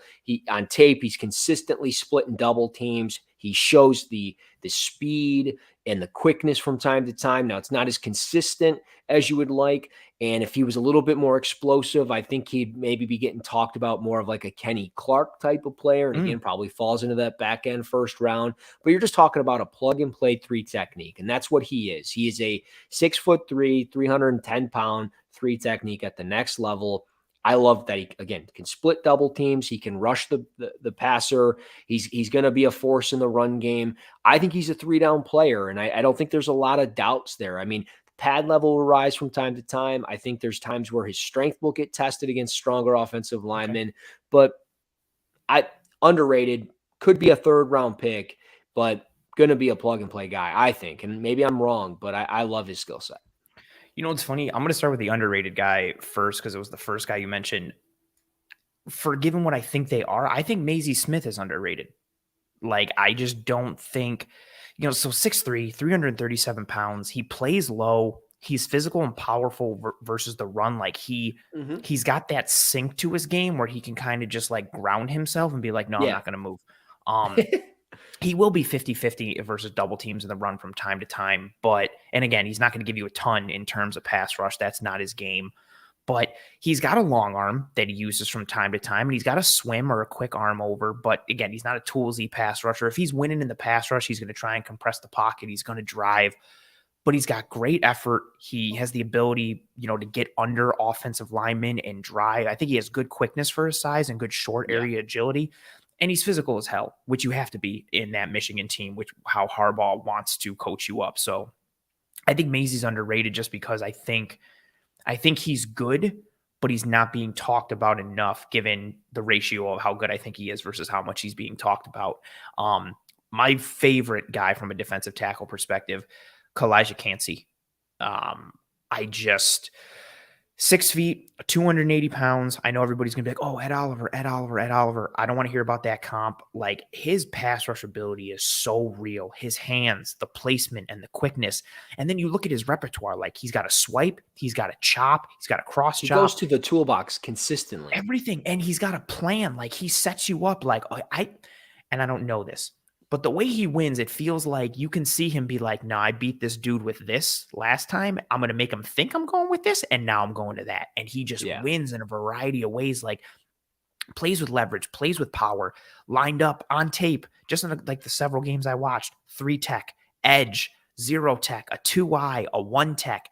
Again, he's got those pass rush moves, which are a combination of athleticism, quickness, and good technique, tremendous hand usage, all the variety of moves, but he's also tough against the run. Like, his ability to stand up against double teams, he can anchor and not get moved. He can split the double team, or one that I really like, he'll backdoor that double team. So he'll get hit and find a way to shimmy and get around it and make a play in the backfield off the double team. He's effective on stunts as a spiker. He can push the pocket. Just the variety of what he can do. And I know some people have gotten like super high on him with like, oh, another Pitt defensive tackle, just like Aaron Donald. I don't think that's the case. I do like that he was my answer for underrated initially. But as we move forward, he's starting to creep up draft boards, and more people are putting him in the first round or ranking him inside of their top 30. So I think he's starting to get a little bit of that respect. Like, initially, when I first started liking him, I think I posted like a 2-minute clip and cut up of him like 3-4 weeks ago. And he was like he was like between like 45 and like 55 on like most boards for people, where people like hadn't really caught on. And I think now they are a little bit. So that's why I flipped him and Maisie, but I just love his game so much. Yeah. The only person I know from the start that was high on him was Mel Kiper. He was the one that had him like top 15 in his draft or something, like mock draft 1.0. And everybody was like, who is this kid? And now, not saying he's the one that got it all started, not discrediting anything you're saying, because you're absolutely spot on with what you're saying. My biggest concern with him, and I don't know if you feel the same way, is just the size. Yeah, of course. Like, if you're going to live in that interior world and be that size at 6 feet, 280, you have to be Aaron Donald, like, or you can go the way of Ed Oliver. Like, it's easy to get beat living at that size in the interior that way. Like, you have to be on point so much with either positioning or technique or athleticism or quickness. And it's hard to bat 1,000 over and over again. Like, it's hard. Do you have an idea of where you have him currently on your board? Or like where you think he might end up on your board? Is he going to be like a top? Do you think he's going to be like a top 25 player for you? He's going to push towards 25. Like right now, I know he's going to fall into my top 32. He'll be on like my first round big board, top 32. But I like him a lot. He's 35th on my board. So that's fair. We're kind of in the same range. And I have a second round grade on him. So even if he climbs up to like 25, he's going to have a second round grade for me. But that's why I put him up there. Like if someone took him at the back end of the first, I'm like, okay, like the back end of a first round pick is similar to like a second round pick for me. So like whatever. But yeah, right now I know he's going to be in my top 32. He could push into my top 25 potentially. Right now I feel like he'll probably fall like 26, 27 for me at the highest. Just because, again, I wish he was like 6'1", 295 instead of 6 feet, 280. Like just push 3 bills a little bit, or like he is versatile though. He is very, again, like I said, like you just watching him play it, like the 3, like the Ed, he lines up in like a 5 and a 7 at times, let alone like, and then he's lining up head up on a center, and that's it too. Like if you get him up against a smaller center, he's going to go through him. If you put him up against a bigger, like mauling kind of guard, he's going to beat him with speed, or he's going to beat him with technique. Like, but the issue again with the size, you're going to have to hit over and over and over and over again. Yeah. That, and say even Claude saying it. Yeah. Like I thought Grady Jarrett about him, but Grady's like 25 pounds heavier. So even like a smaller defensive tackle like Grady Jarrett, has a bit of weight on him, but we're going to have to see what he does with it. Last grouping here, the edge position. Somebody you think is underrated. Yeah, I mean, this one's tough for me because the player I really like for the position is a top 5 player for me. I am just going to mention his name because I've seen him kind of start shifting down, and I don't understand why. That's Myles Murphy from Clemson. Oh, I know a lot of people that just don't like his game, and I don't understand like what I'm missing, because I see a 6'5", 275-pound edge rusher that's got a quick get off. His motor's consistently running.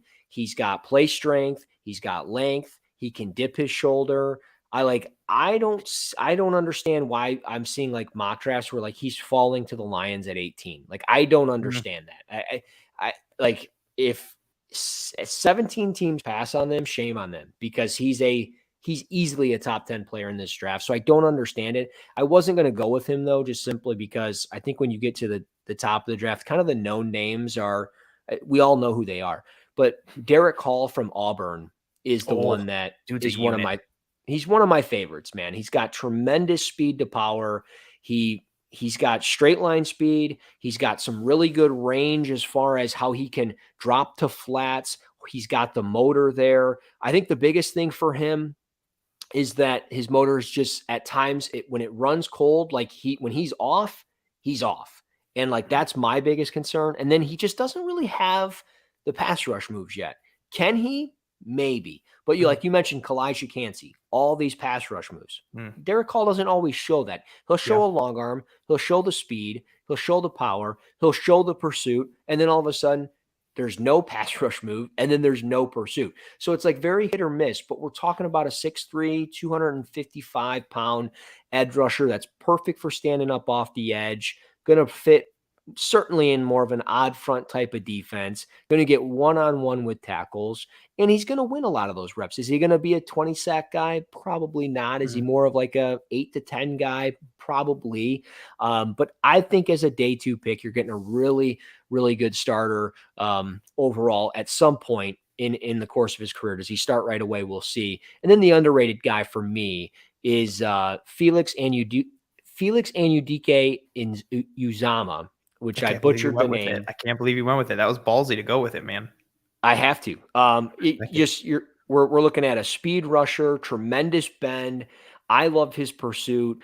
The power to his game is not really there. His play strength is going to get tested, but just the production overall. I mean, he's got 21.5 sacks over the course of his career. And really in 2020, he played like 20 snaps or something like that, and he got a sack out of it. So really the last 2 years, he's put together 20 sacks.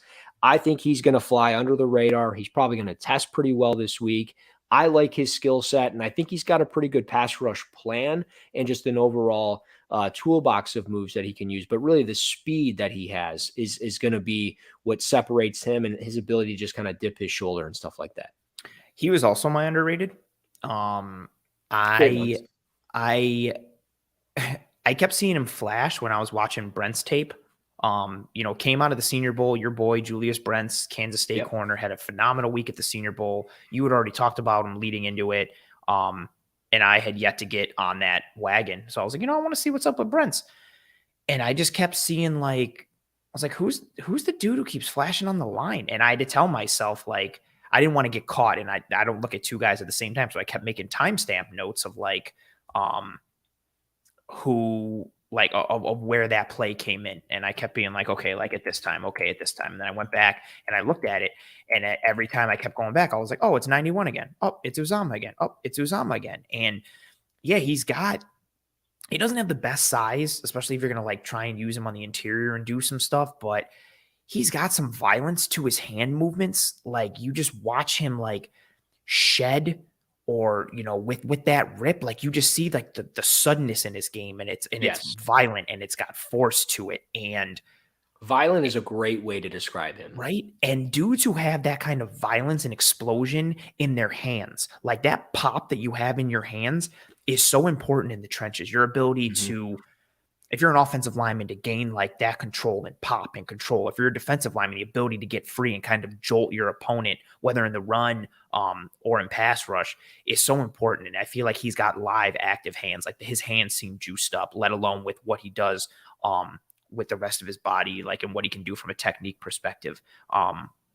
He is what, from a polish standpoint, he is what I hoped Will McDonald was more of. Yeah. When I started to watch Will McDonald, I do like McDonald, but Uzama, I think, is the underrated guy for me. My favorite guy from an edge perspective, I like Nolan Smith from Georgia. I was gonna go with him too. Oh, nice. I'm into that bursty, violent, swipe move guys. Yeah, those dudes that every time, my favorite reps of his aren't even necessarily pass rush snaps. It's it's a run defense snap, and he's just running through the inside arm of a tight end and the outside arm of a tackle, and he's driving them both into the backfield, because he's just everything he does is leverage and burst and angle, and he's got a quick get off. He's got that explosion and that twitch, and let alone having the bend ability, the close ability. He was someone last year who, on a defense that had Nakobe Dean and Trayvon Walker and Jalen Carter and Chris Smith and Ringo and all these studs last year, Nolan Smith was somebody who I kept being who's number 4? Who's number 4? When does number 4 come out? He just kept popping and popping. I was disappointed that he got hurt this year with that pec injury against Florida. I think he could have really helped his case to potentially climb up a little bit. But you just see the athleticism and the fluidity and the speed. And I think his blend of athleticism and physicality and violence and burst, all of it meshes really well. And you're just going to get a quality dude, let alone the program he comes from. He's going to have, a lot of flexibility, a lot of versatility in terms of what he can do based on what was asked of him and what was required of him to see the snaps that he saw at Georgia. Right. So the pedigree for me helps a little bit. Yeah, and he's got the motor, he's got the ability to play in space. I mean, it's all there. I'm with you, bro. I like him a lot. It's all there. Same. You know what else I like a lot is the sponsor of the show, One Pie Pizza, the best pizza in Buffalo, New York. You can find the online menu in the episode show notes, whether here on YouTube or on any one of the podcasting apps or platforms. You can also see the logo in the bottom right of your screen underneath Mr. Russell Brown. I swear to you, it is the best pizza in Buffalo, New York, for all of you folks that are here. For long-time watchers of the show, you see all the testaments that'll come through in the comments from time to time in the episode. People say when they came up here to a Bills game, they got one pie and it was revelatory and changed their life. I'm paraphrasing a bit. Homemade blue cheese, tremendous sweet sauce pie, cup of char pepperoni, great cheese to sauce ratio. And again, like I always mention, they're good people. The drives in partnering with Roswell to try and knock out cancer, partnering with the Alzheimer's Foundation, Toys for Tots, the SPCA work. Like, they just do a lot of good for the community and the city at large and city as a whole. And they treat us all to the best pizza in the city and some tremendous homemade blue cheese. So go get yourself some One Pie Pizza. You will not be disappointed, just like I was not disappointed with my guest tonight on this episode, Mr. Russell Brown. Russ, you were tremendous as always. Oh, real quick, as I put the banner up, I've said it in the chat before everybody starts to, leave and say their goodbyes. If you haven't already, please drop a like on this video. Likes sincerely go a long way towards helping us to track and trend in front of more eyes and ears. So if you haven't, awesome comment from RJ saying One Pie is awesome. They need to open one in Rochester. I'll see what I can do for you, RJ. I'll talk to them. No promises. We'll see what happens, though. It is the best. They need one in every city, every major city, because they are the best. Please drop a like on this video if you haven't already, folks. Here on YouTube, whether you're still here live or you're watching later, please drop a like on this video. It goes a long way. If you're on one of the podcasting apps or platforms, please rate and review and subscribe. Please subscribe to Disguise Coverage on YouTube as well, wherever you watch or listen to the show. Subscriptions, ratings, reviews, likes, all that kind of stuff. I know it's corny and cheesy, but it goes a long way. Please, please, please. And thank you. It's greatly appreciated, as my guest was tonight. Greatly appreciated. Russ, you were tremendous as always. I was pumped. We were talking all day about being excited for this episode. And, normally in the off season, I go a little shorter, but here we are in the 9 o'clock slot, rocking a 2-hour show because I don't have to worry about being over because there's no show that goes after me. And we ran the gauntlet here, but it was an important episode because the combine it was a lot, but the combine sets the table for a lot of what we see in the draft, not just for the Bills, but for any team that's going through. So we felt it important to really dive into these position groupings and players and set you folks up for success. And Russ, there wasn't anybody who I would have rather been on this ride with tonight. So thank you very much for being here. I appreciate you. And just in case people don't know you or where they can find you or what you do or any of that kind of stuff, plug yourself and anything and everything you got. Yeah, it's always fun, man. I always appreciate you having me on.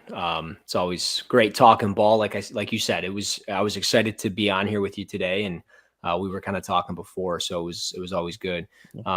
Far. Plus, we're always just talking the DMs anyway. Like, this whole episode is basically just what we do all day in the Twitter DMs of just talking about players. Yeah, it's literally copy and paste of a DM. Like, that's it. That's it. Just in actual conversation. But no, yeah, you can find me on Twitter at Russ NFL Draft. Just where I do pretty much all the work, showing videos, breaking stuff down, got highlights and clips of guys. I got tons of stuff out there right now. So more on the way. Mock Draft 2.0 will be coming probably not after the combine, but probably after free agency starts kind of kicking up a little bit, which will probably be in like 2-3 weeks. Then my draft guide, if all goes right, should be dropped sometime the second week of April, maybe the last week of April. It just kind of depends. But other than that, at Russ NFL Draft. So I appreciate you, brother.